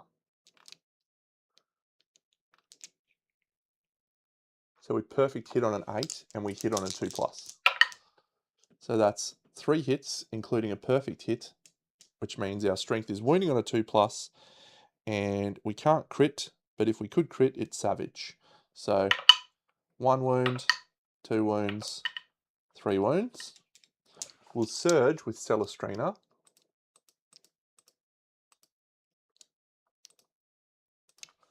Fuck, ambush is good. She hits, but she doesn't do a perfect hit, but she hits 3 times. So we need to look at her strength. It's 13. She wounds on a 3+ instead of a 2+, because he's toughness 16. So the first one, it's a 3. The second one, it's a 6. The third one, it's a 5. The Forge Priest goes down in a blaze of glory. The gold medal loads is gone. We gain 3 survival and the Forge Priest hammer rare gear. Now she has nowhere to put that is going to make sense other than the bandages. So we'll clear off the bandages. The Forge Priest hammer was quite critical for us against the Screaming God. So we'll definitely give that a little dibble dabble when we get there. That was fun, wasn't it? Forge Priest, did you like coming to my party? I hope you did. Flange hammer. Just gotta find the fucker. Flange hammer. I got way too many rare cards, and every time I think, oh, I should really organise these in alphabetical order, I do the old, I couldn't be fucked doing that. Natural Cardinal Staff, Tabard, Blue Lantern. Where the fuck would I put the Forge Priest hammer?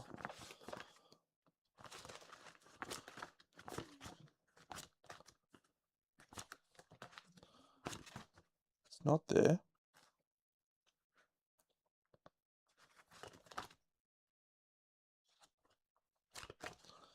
Warn-Seeking Bow, Steel Shield, Murasama, Sword of Silence, Forge Priest hammer. We found it.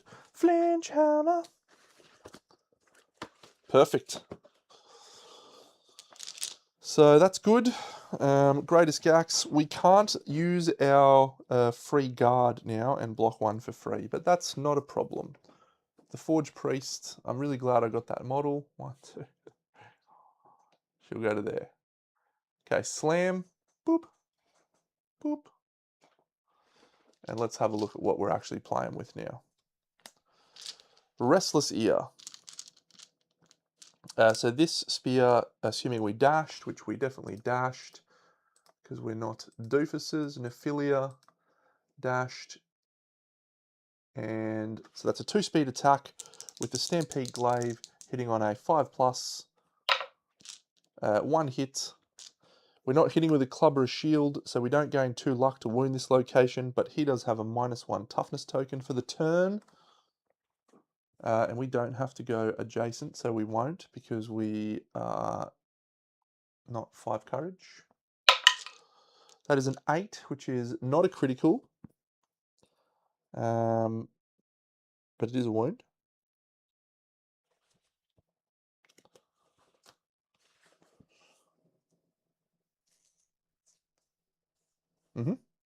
So -1 toughness. He goes down to toughness 15 for the round. No one got Lover's Rock. Why would we get Lover's Rock? I hate that rock. Fucking hate it. Oh yeah, so we were wounding on a 3+ there. That's fine. We don't get a critical injury. Restless Tiny Hands. All right, let's do this guy first before we do anything else. So we've got a pickaxe. We're going to roll 2d6, or 2d10 I should say. That's an 11. We gain 1 iron. So our iron stats now, we've got 2 iron. We'll move, we'll surge.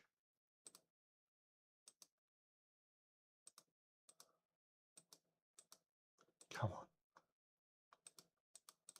Oh, just 1. And we'll go again. We roll a 13, which is 2 more iron. So that takes us to 4 iron that this guy's holding. Very nice. Put that there. 5 spaces away. Oh no, that was 5 spaces away. And that one there.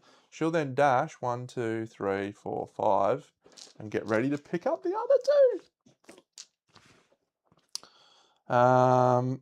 So she's done. So the scout will just grab the debris, I guess. Rolls a 4. I'm pretty sure that's a basic resource. Fuck, I'm on fire. I am on fire.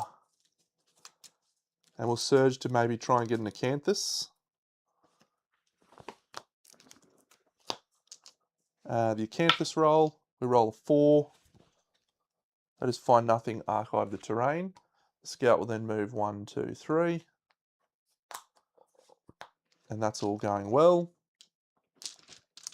This chick will go 1, 2, 3, 4, 5. She has the Lance of Longinus. And she will swing with it. 2 speed, hitting on a... I think she's got 3 accuracy, does she? Just 1 hit. She hasn't got a radiator yet because we haven't actually done that thing. All right, so Mothra gets 1 hit. There is a failure. We fail on a 1. That's an 8. That is not a critical, but it is a wound. And because that's the Lance of Longinus, the first time you wound, get a -1 toughness token. So we're down to toughness 14 now. So she will surge.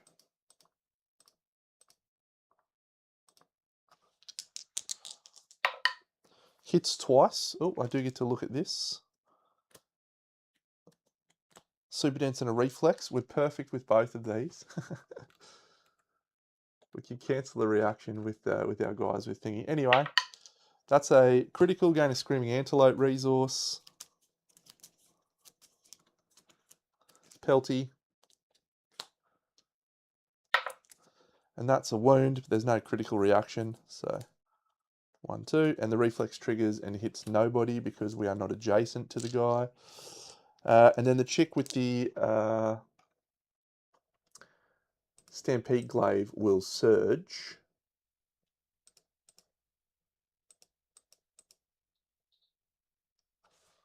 Swing with that.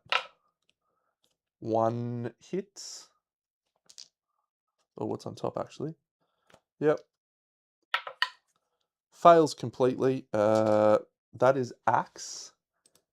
And she actually has Axe proficiency, so she can re-roll a failed wound attempt. Which is glorious, and she indeed does a wound. She doesn't have... She does... Oh, she has 1 luck. Okay. Someone has actually got an innate luck.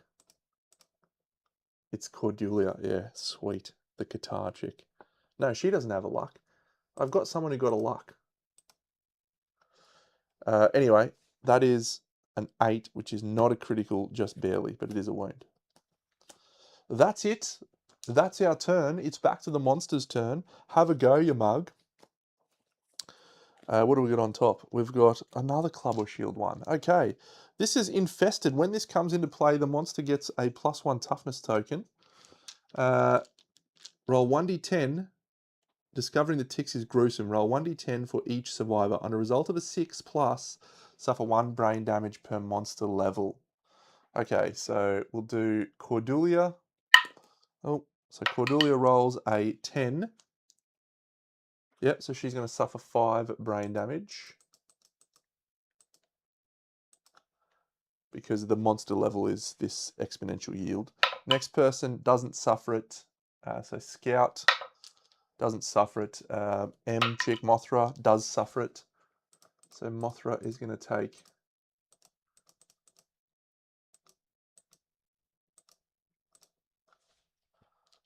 and Celestrina is going to have to do a brain trauma here. That is awful.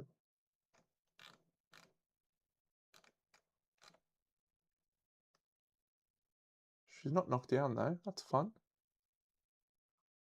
Okay. She rolls a 5 on the brain trauma, which I think is danger seizure. It is 1 damage to yourself and every adjacent survivor. She suffers 1 damage to her body. She is not knocked down. She gains 1d5 insanity. She gains 2. And then she will gain a disorder. Oh no, the first time you would suffer it, you are instead knocked down and forget a fighting art. That is awesome. So she's got no insanity then. Okay, so that was the first thing on infested. The second is draw an AI. Then when a survivor ends their act adjacent to the monster, roll 1d10. On a result of 1 to 2, they gain a -1 strength token. What is this card? This is Bolt, the closest knockdown survivor. There isn't one. So the furthest threat in range, that is going to be Celestrina, I think. So 1, 2, 3, 4, 5, 6, 7. It's movement 9. 1, 2, 3, 4, 5, 6, 7, 8. Yeah, so it's Celestrina. So she dashes.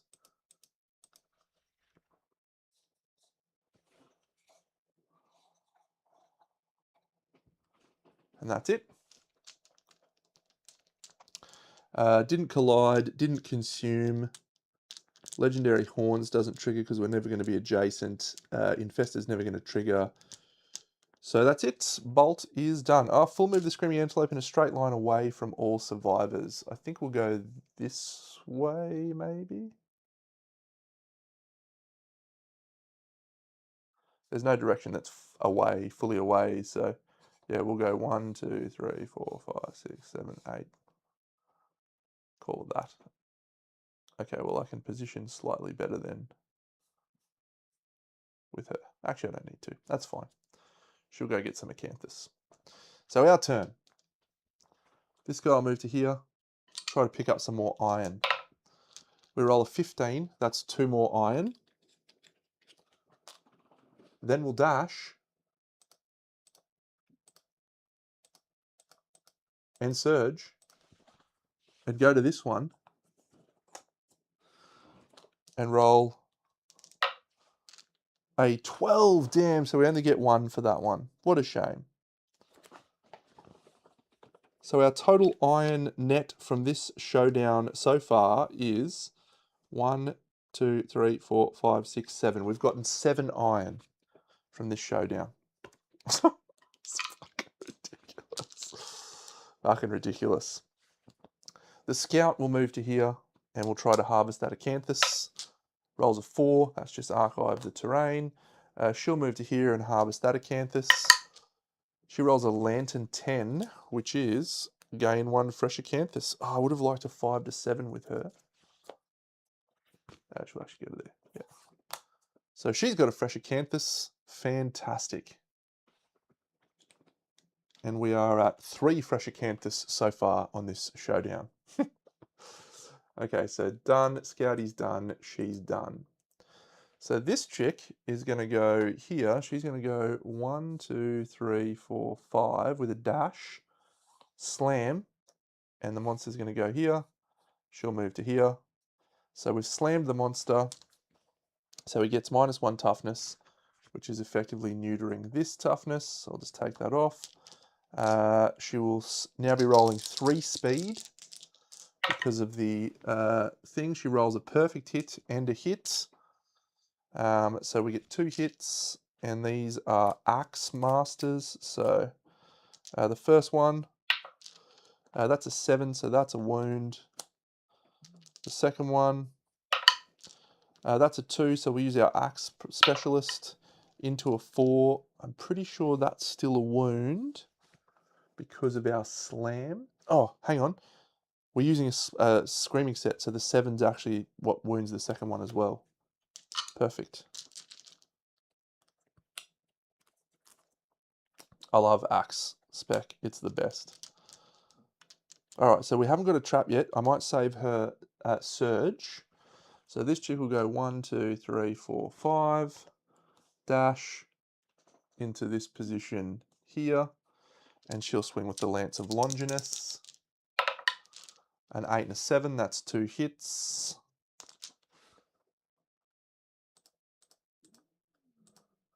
So she dashed. And she dashed. So yeah, Lance of Longinus is wounding at a 16 down to 15. Lance of Longinus wounding on a 2+. So we have a reflex, which is turn to face, and we have a failure reaction on that one. So 2+, that's a 6. It's not a fail. He reflex and turns to us. And this one, oh, it's a 5. It's not a fail. What do we got on top now? Turn the monster to face away from the attacker and full move forward in a straight line. Cancel all hits now out of range. Let's surge with Mothra and the Lance. Swing again. No hits. Let's surge with our Axe Master, Nephilia. 3 speed because the Stampede Glaive has dashed twice. Perfect hit, second hit. Reflex and a wound reaction. Turn the Screaming Antelope to face the attacker and full move forward in a straight line. Turn the monster to face away from the attacker and full move forward in a straight line. If we manage to roll a critical here, we will really like that. It's not a critical. Hang on, no, she doesn't have an innate luck. So yeah, we'll take the runaway one. So she turns away from us. 1, 2, 3, 4, 5. And that's it for our second turn. It's a glorious. No, it's not an Axe Master. We're only Axe Spec at the moment. Only Axe Spec. Which is okay. We draw. Bite. Closest survivor in field of view. It is her. So if she dashes, she's a Regalist, is she? No, Physiognomist. Oh, I've got cancellation. If another survivor with joint array. Does Mothra have joint array? No. Okay, fine. So that wouldn't have mattered. Cordelia has joint array though. Yeah, cool. So he's going to go 1, 2, 3, 4, 5. So if I dash, I get out of the way for a second time. But that does make my spear speed 4. Which is getting into the territories that I don't like. 1, 2, 3, 4, 5. This guy goes 1, 2, 3, 4, 5, 6, 7, 8, 9. And ends up there. The bite does nothing. What have we got on top of this deck? We have a wound reaction.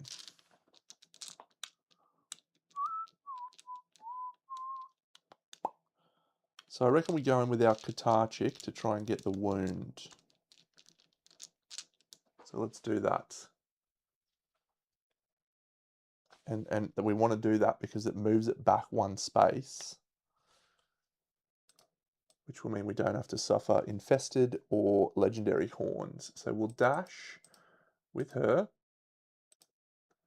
This is a good fight so far. 1, 2, 3, 4, 5. Oh, we're not quite in range, are we? 1, 2, 3, 4, 5. She's not speed 6. Nope, so she's going to fall short. It's okay. Let's do her. 1, 2, 3, 4.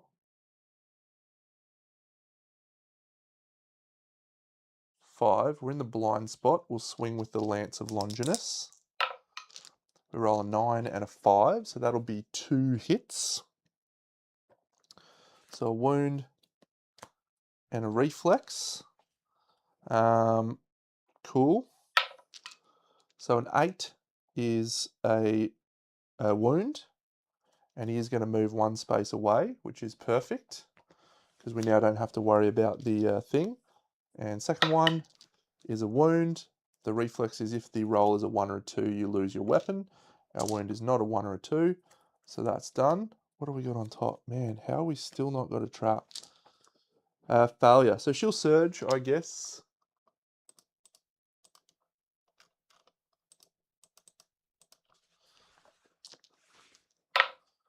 One hit.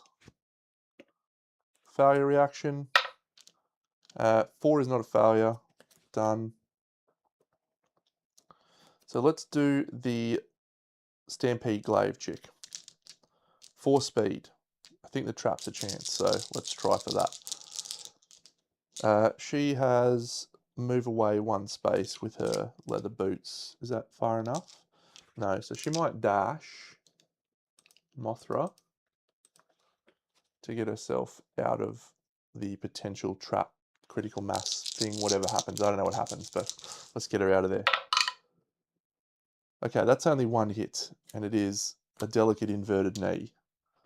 That's a shame. 8 is a wound. She'll surge.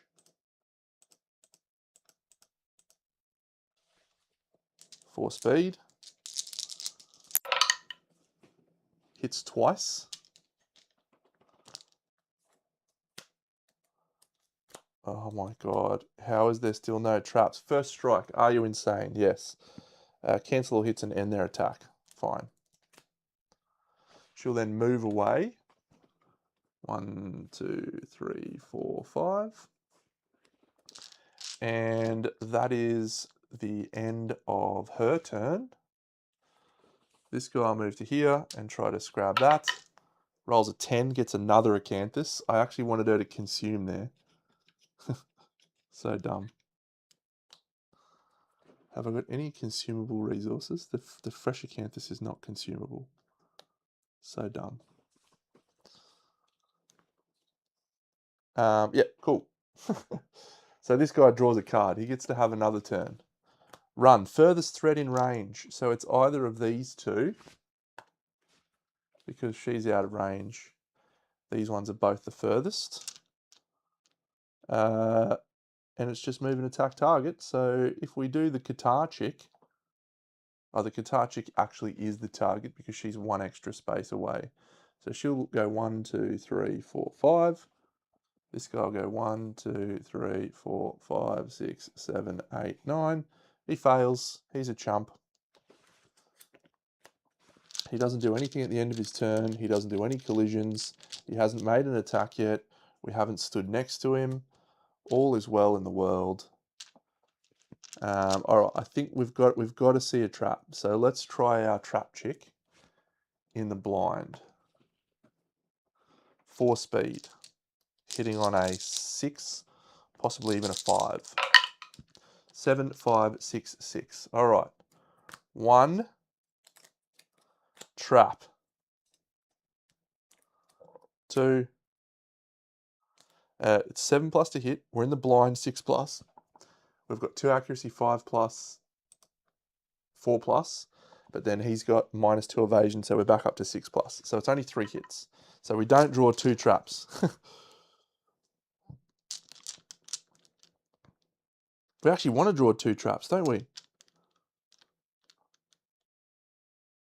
Okay, first of all, we can cancel this trap on a 7+ from Spear. Cheers. So everything goes, oh no, that one goes back in. That one goes back in. That one goes back in, and these all get shuffled.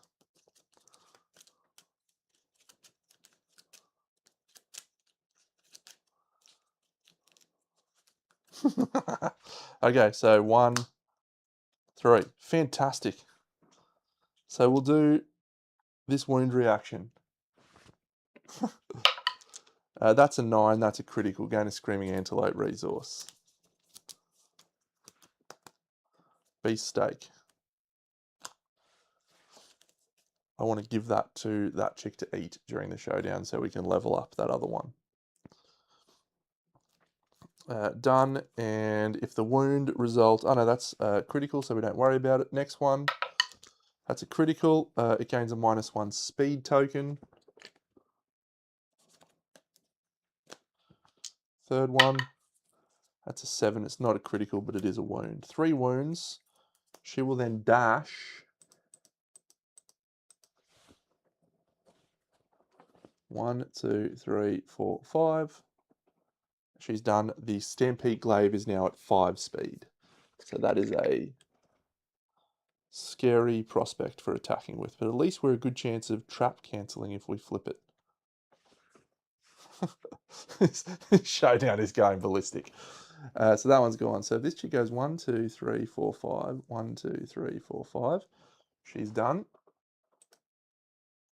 Done. Done.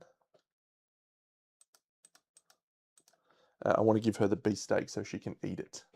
If she eats it, she gets to level up her thing, doesn't lose her strength, all is great in the world. This guy's toughness is still back. Okay, so I think the Qatar chick goes now. We've got a wound reaction, perfect. So the Qatar chick will go 1, 2, 3, 4, 5 into the blind, and we'll swing with the nuclear knuckle. So we hit once on a 9, that's perfect. We know what that is. This is sharp because we have the red grid. It's a nuclear weapon, the red power core. We don't have extra bonus stuff here, so let me just mark off Celestrina, Axe Point, Mothra, Spear Point, Nephilia, Axe Point, and this will be our Qatar wound. So toughness is currently 16, and this strength of this weapon is 6. So we need a 10 on 2 dice to wound, and we would need 20 on 2 dice to critical, or to do the surpass. So we don't surpass, we do a wound, and he full moves away from the attacker. Oh no, turns to face the attacker, and full moves forward in a straight line. Okay, so we're finally going to have a critical zone thing. So that's nice. 2 damage to 5 hit locations. But we got the Qatar proficiency point, which is all we needed.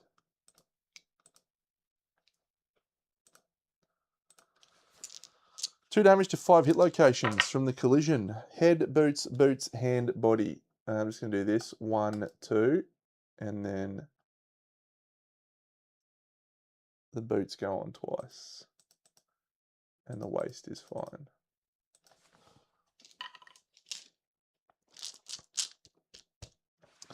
And he's running like this. 1, 2, 3, 4, 5, 6, 7, 8, 9. That's our first damage we've sustained this showdown. Now this guy's knocked down. Guess what that does? It flips all of our luck tokens from the Fish of Abundance. So we're effectively luck like bajillion now. I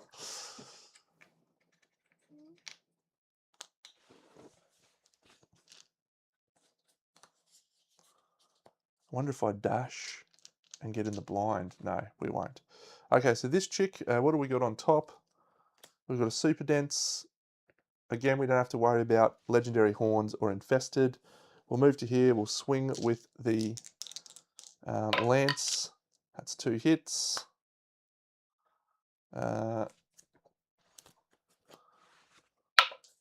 That's a 9. We don't have a luck on Mothra, so that's a wound, but not a critical. This one, that's an 8. It's a wound, but not a critical. What do we got on top?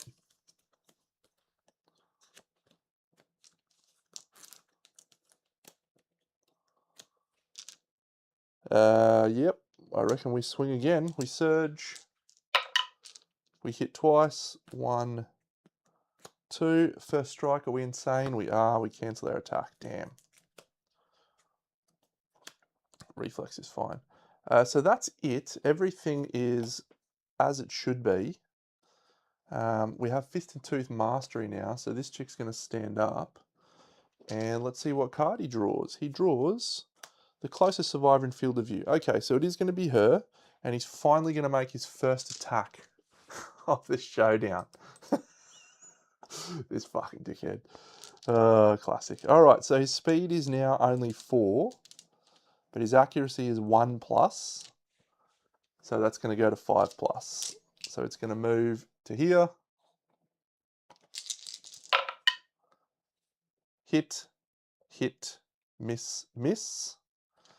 Now I could surge to block, but we won't do that. So 2 hits. These are 3 damage apiece, hand and body.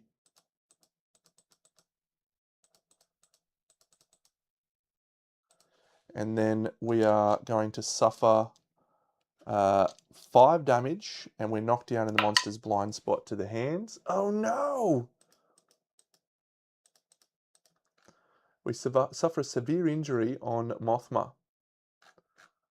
If this Mothma dies, I've got an Acanthus, so it doesn't matter. We roll a 1, so she suffers a severe injury, so the Acanthus is going to get archived here. But now, do we get a Parasite on a 9? No, double 1s. Damn. Damn. We are knocked down in the monster's blind spot.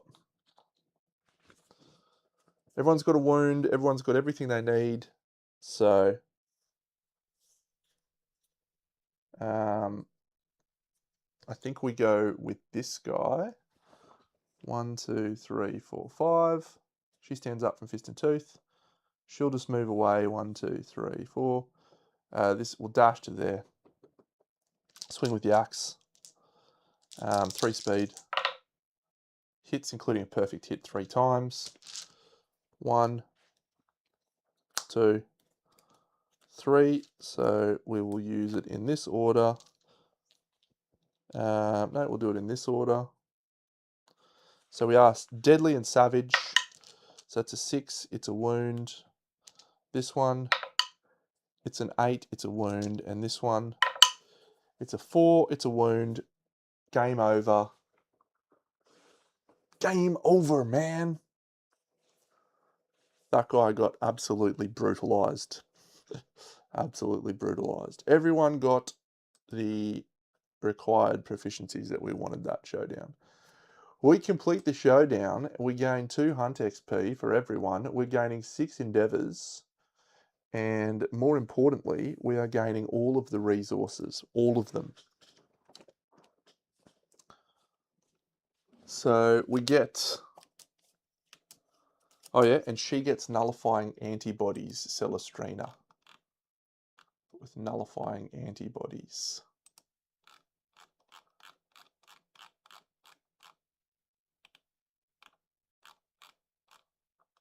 Great work, Celestrina. Okay, so yeah, we're getting 6 Screaming Antelope resources. 1, 2. Oh yeah, and I did do that thing where I fed her.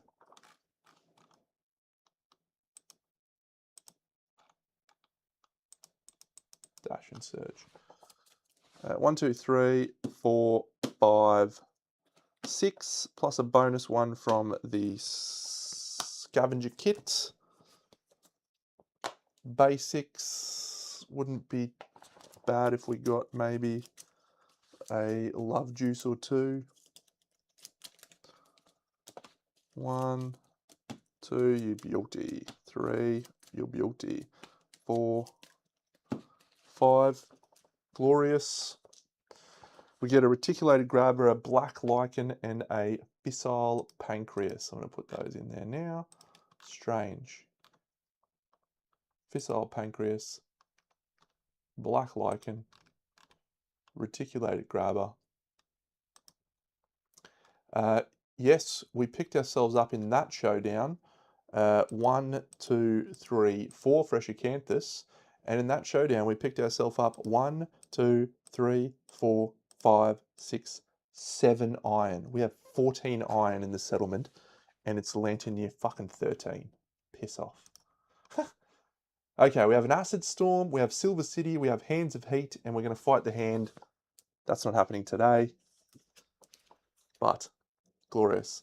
I also picked up a Pelt and a Monster Hide in that showdown. Let's do all of our cool stuff. Why am I not fighting the Black Knight? Seriously, why am I not fighting the Black Knight? I'm very mad at myself right now for not doing the Black Knight. He's just a cool guy.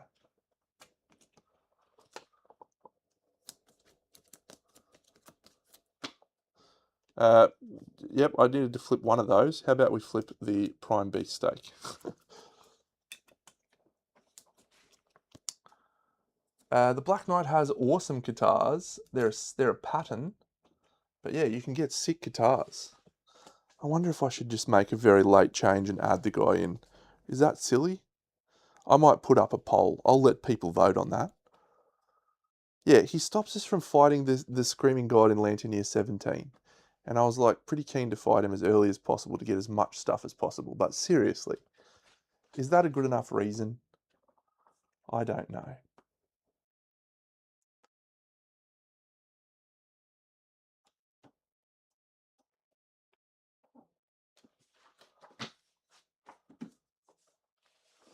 Yeah, the Nucleate guitar is not high enough strength for my liking for this situation. We can give it sharp, which we've done, but it's still a very low bass strength. I agree, Alexandria. This one, we're getting number 3. This one, we're getting number 7. 1, 2, 3. We have... I've drawn Rivalry like 5 times. 1, 2, 3, 4, 5, 6, 7. Invigorated Departure. Ooh, what does this one do? The survivors return to the settlement fixated. All returning survivors gain 1 permanent strength and must depart this Lantern Year if able.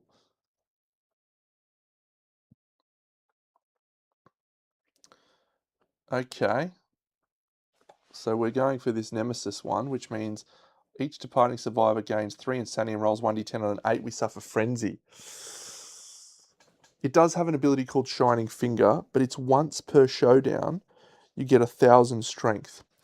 And if you remember Zwex, the level 3 Parasite Queen that I'm going for, if you do more than 6 higher than her toughness with your damage roll, she cancels the attack and then draws an AI on you or some shit. Well, she doesn't cancel it. You do the wound, but then she smashes you for it. It's punishing. So I don't really want to be rocking 1,000 strength on an attack if we can avoid it. We'll do Invigorated Departure. That's a great fun one. We've got an Acid Storm for the last time. Maybe. We've already done our Screaming Antelope Scout Hunt event, so we don't have to do anything there. We've got Gorm Climate and Acid Storm. Let's do an Acid Storm first of all. A 5 on the Acid Storm. The survivor with the highest insanity runs into the storm bellowing wildly. They must skip the next hunt.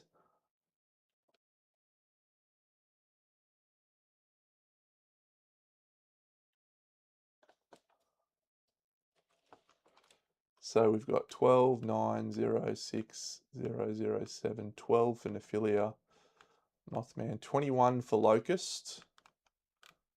Locust is our winner.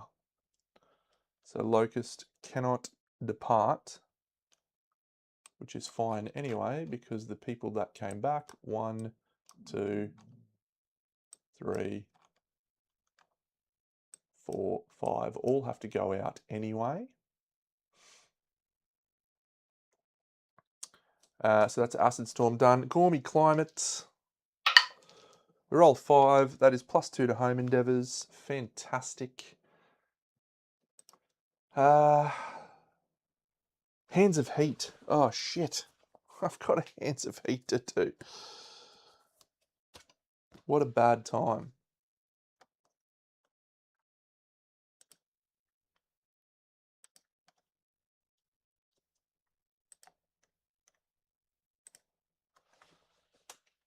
All right, let's do this Hands of Heat and see if we can.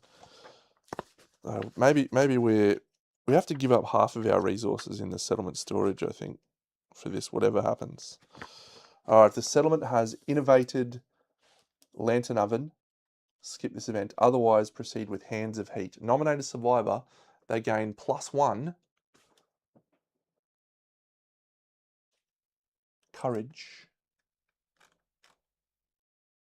Zakant. He's already got acid palms. It's interesting. No, let's go someone who we don't really care about.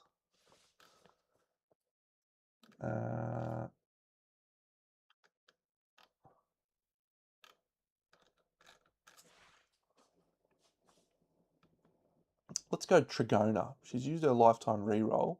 She's got a luck. I don't want to do her. Ramulus. There we go. Ramulus is going to roll on the experimenting with lanterns. I did go for barbarism, yeah. I explained my justification multiple times. Reroll? Lifetime reroll, maybe? Because that is -1 population. But we gain the Lantern Oven innovation. We do avoid the lantern branding, though.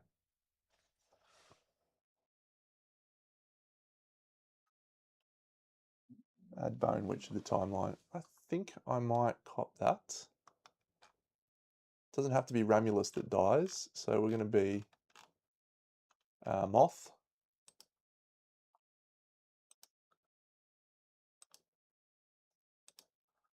Dead. Gain a basic resource from Moth. Good on you, mate. Perfect. And we just gain the Lantern Oven innovation and add Bone Witch to the timeline. That's fine for us, I think. 1, 2, 3. Because we don't have to worry about losing all of our resources. I would have liked Red Fist Secret Fighting Art though, but that's okay. Cool. And we've got Silver City. I forgot about that. I'm sort of regretting putting this guy in now. I don't even know if I'm going to fight him.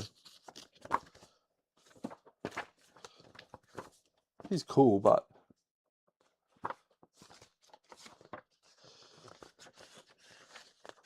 no. Look, I know people quite like romanticism as a thing. This is one of the nicest stories as well, though. Male survived with less than 3 hunt XP. Fantastic. Stark raving disorder. Enjoy. Yeah, I think barbarism has a bad rap. Centipede is now stark raving.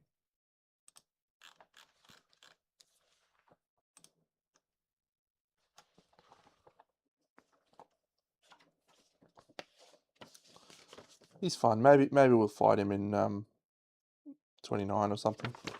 Level 3. Yeah, barbarism gets a bad rap. +1 strength is fine. Romantic, the knowledges are good, and there's a lot of benefits, a lot of passive benefits, but I just don't necessarily think that I need it.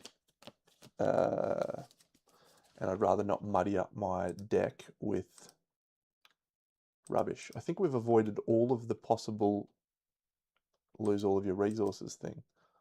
That's good. Someone gets an Insanity, Pelt, Shankbone, Pelt, make another Screaming set. Perfect Hide, is that a green charm? We might get a green charm happening. Monster Hide, question mark, Monster Hide. And you have to take those guys out and then you have to do stuff with them. I don't know. I just don't feel the need to do that. So,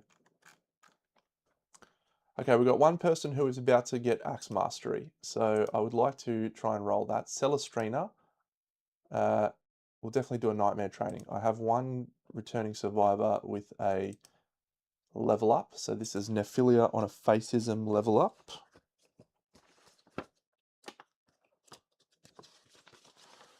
Gains a Lumi. And rolls a 9. Gain a Lumi as well as an observation in your tenant knowledge. That's not helpful. But we do have Introspection. You may place the cards in the Philosophy deck in any order. Oh, did we also get... Yeah, we did get Shared Illumination, which means we have level 3 philosophies. The next time a survivor adopts a philosophy, draw cards until you draw it to your philosophy. I guess we're having an ambitionist.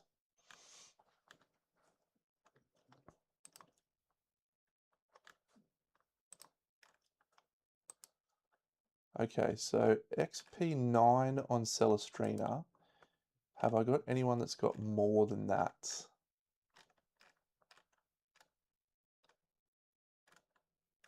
Zakant. Fantastic. So we could spend a Lumi,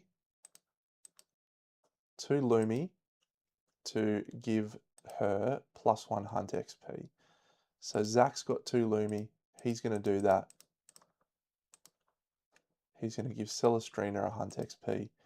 And that gives us a very important role. Gormandism level 2, level 3 thingy.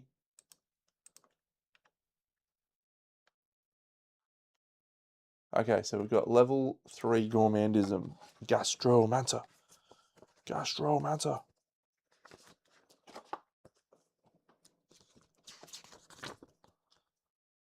Okay. Gastromancer. Let's roll the wonderful pink dice for our delectable result. Oh, it was a 9. What does a 9 do? The Colossal Chef's Carver. I've never got that before. Oh, it was a 1. It's a 10. Departing survivors gain survival up to the settlement's limit and gain a strength token. And we gain the Colossal Chef's Carver pattern. I've never gotten that. That is exciting. That is exciting. But no thingy. Gastromancer. Okay, so we've got quite a few benefits on going out on our next hunt.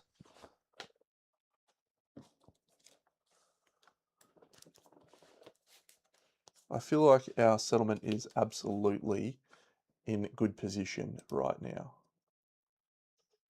So we innovate. Let's spend our resources. We'll just spend a pelt, a shank bone, and a beast steak. And then we will do our innovation. So it'd be really great to get Song of the Brave. It'll be really great to get, I don't know, something good. Character is good.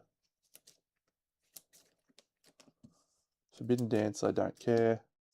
Oh, Lantern Oven's actually in our deck, so I'm going to leave those two, but I should actually add Morgue, Cooking, Scrap Smelting, yeah, into the deck. Alright, I should redo it. Oh, fuck. Because that's a lot of cards. Alright. Partnership's good.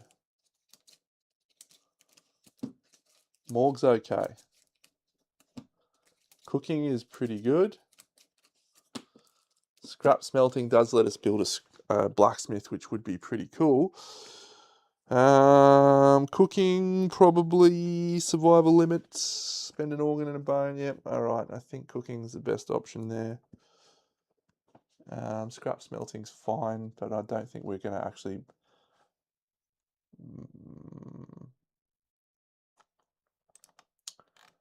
not sure. Lantern Oven. I wanted character. That's annoying. We do need cooling for the Screaming God. We are still a few years away from it, though. So we've got time. What is our death count? It is 9. 1 random basic resource for every 10 survivors.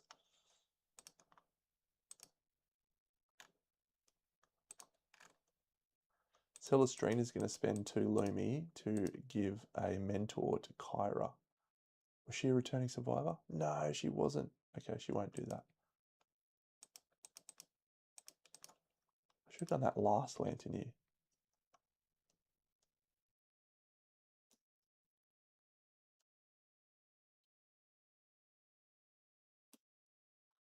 So we can, yeah, that's fine. Denuria is going to get our collectivist level up, and that is what we want. 8 eyes, 8 eyes. I don't know here, this is a tough call. I think I'll take, cooking is probably just the easiest choice. Morgue we will need.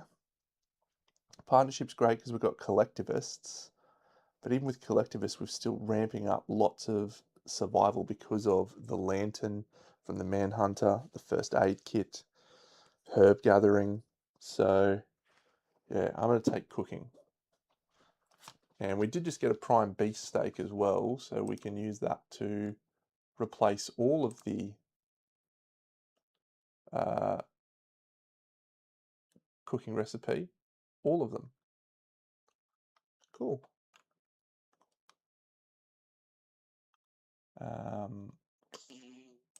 I'll just put in a denticulated blade hip and remember that it's a prime beef steak. All right, well, that's a good question because I can do any of them, I suppose. I could do a Dragon King one, which gets us iridescent hide, if I remember rightly. That's a cool one on Marrowists. And do you get to give pass down iridescent hide when you have babies, or is that only with bloodline? I think that's only with bloodline.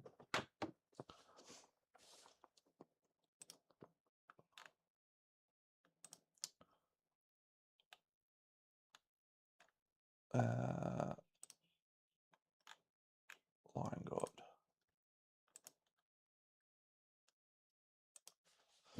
Cool. All right. Well, we'll grab the Colossal Chef's Carver out and have a look at that because I don't think I've ever gone for that. I don't think I've ever gotten that. Slow and sharp, a reasonable combination. When you wound with this, gain an organ of your choice. It's a grand weapon. That's nice. I wish it wasn't slow. But a good grand weapon's good. It's better than the rib blade. It's going to do some damage at this level.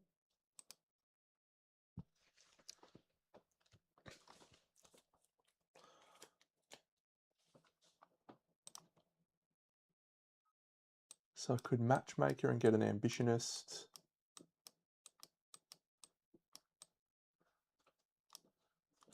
Actually, let's do some nightmare training. So I think we get axe mastery here.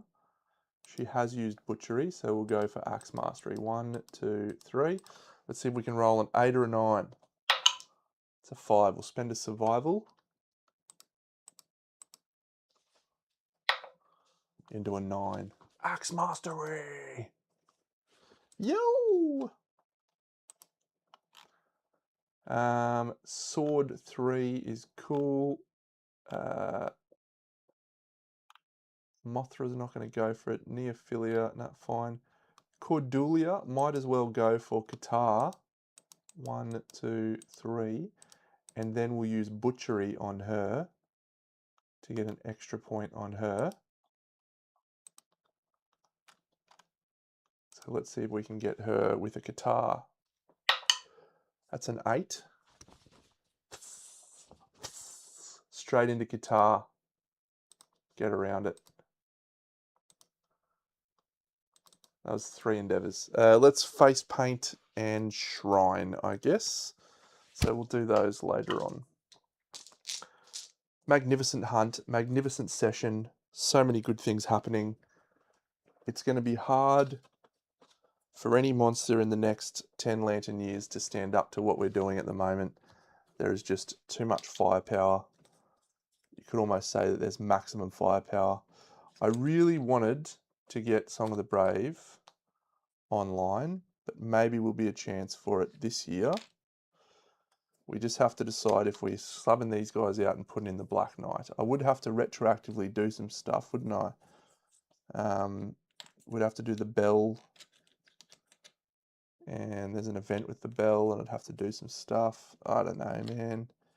He's such a cool guy, but he just takes a long time to set up, and I feel like you don't get a massive amount of value out of him.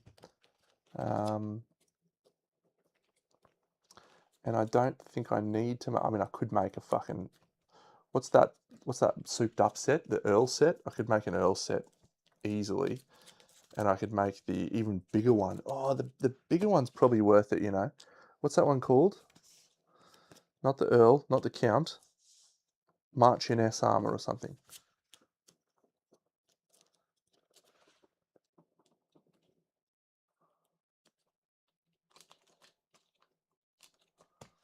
Well, the thing is, if we don't do it, then we fight the hand. And what the fuck's he going to do? He's just going to give us absolutely nothing. He's just zero value, but he does let us fight more Screaming Gods. That was my goal. Maybe we look at the March in S set and see if that feels worthwhile. Yep, so Shrine.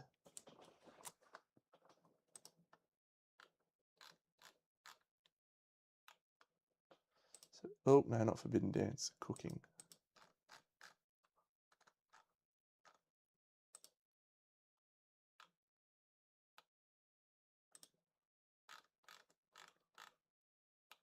Yeah.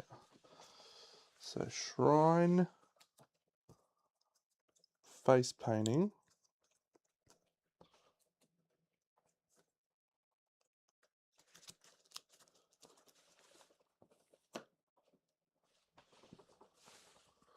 Oh, I could go for Respect. I could also enjoy my life. I don't know if I've looked at Taste's version. You might have to send me a link on that. So we've got Introspection, which is up to the Survive and Settlement limit and a Strength token. We've got 3 Insanity, potentially Brain Trauma. We've got Face Painting and Shrine. I might actually, instead of, I don't need to use Face Painting at all, so I'm going to use the thing to make leather. Let's do that now. Send it on Discord, that'd be good. So let's look at how many things we can turn into leather. So 1, 2, 3, 4, 5, 6. I needed to lose 1d5 bone resources as well. 5, okay. 1, 2, 3, 4, 5. So we've got 6 leather plus 7, 8, 9, plus that, and that was our innovate. So we've got 9 leather.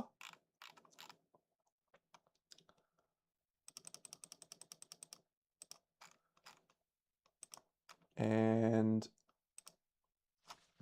because of this, all returning survivors gain 1 permanent strength. So the returning survivors are the same ones who are going out. So Celestrina, permanent strength. Mothra, permanent strength. Nephilia, permanent strength. Cordelia, permanent strength. What is happening? Collectivism level up next Lantern Year. Ooh, feel it. Feel it. Well, I'll look at it, mate. I'm not making any promises. Cool. All right. Well, that is a great session. Thanks as always, everyone, for joining me. We will be back again on Thursday night with a continuation of this campaign, and I'll put up a poll in the Discord or on my YouTube channel to see what people would like me to fight in this Lantern Year. I think we can safely say that now our focus turns into Screaming God, and we just get through the next few fights. Yeah. Maybe we go for Dragon King level 3 to get the blue power core and see what happens. All right, beautiful. Have a fantastic week, evening, whatever you're doing.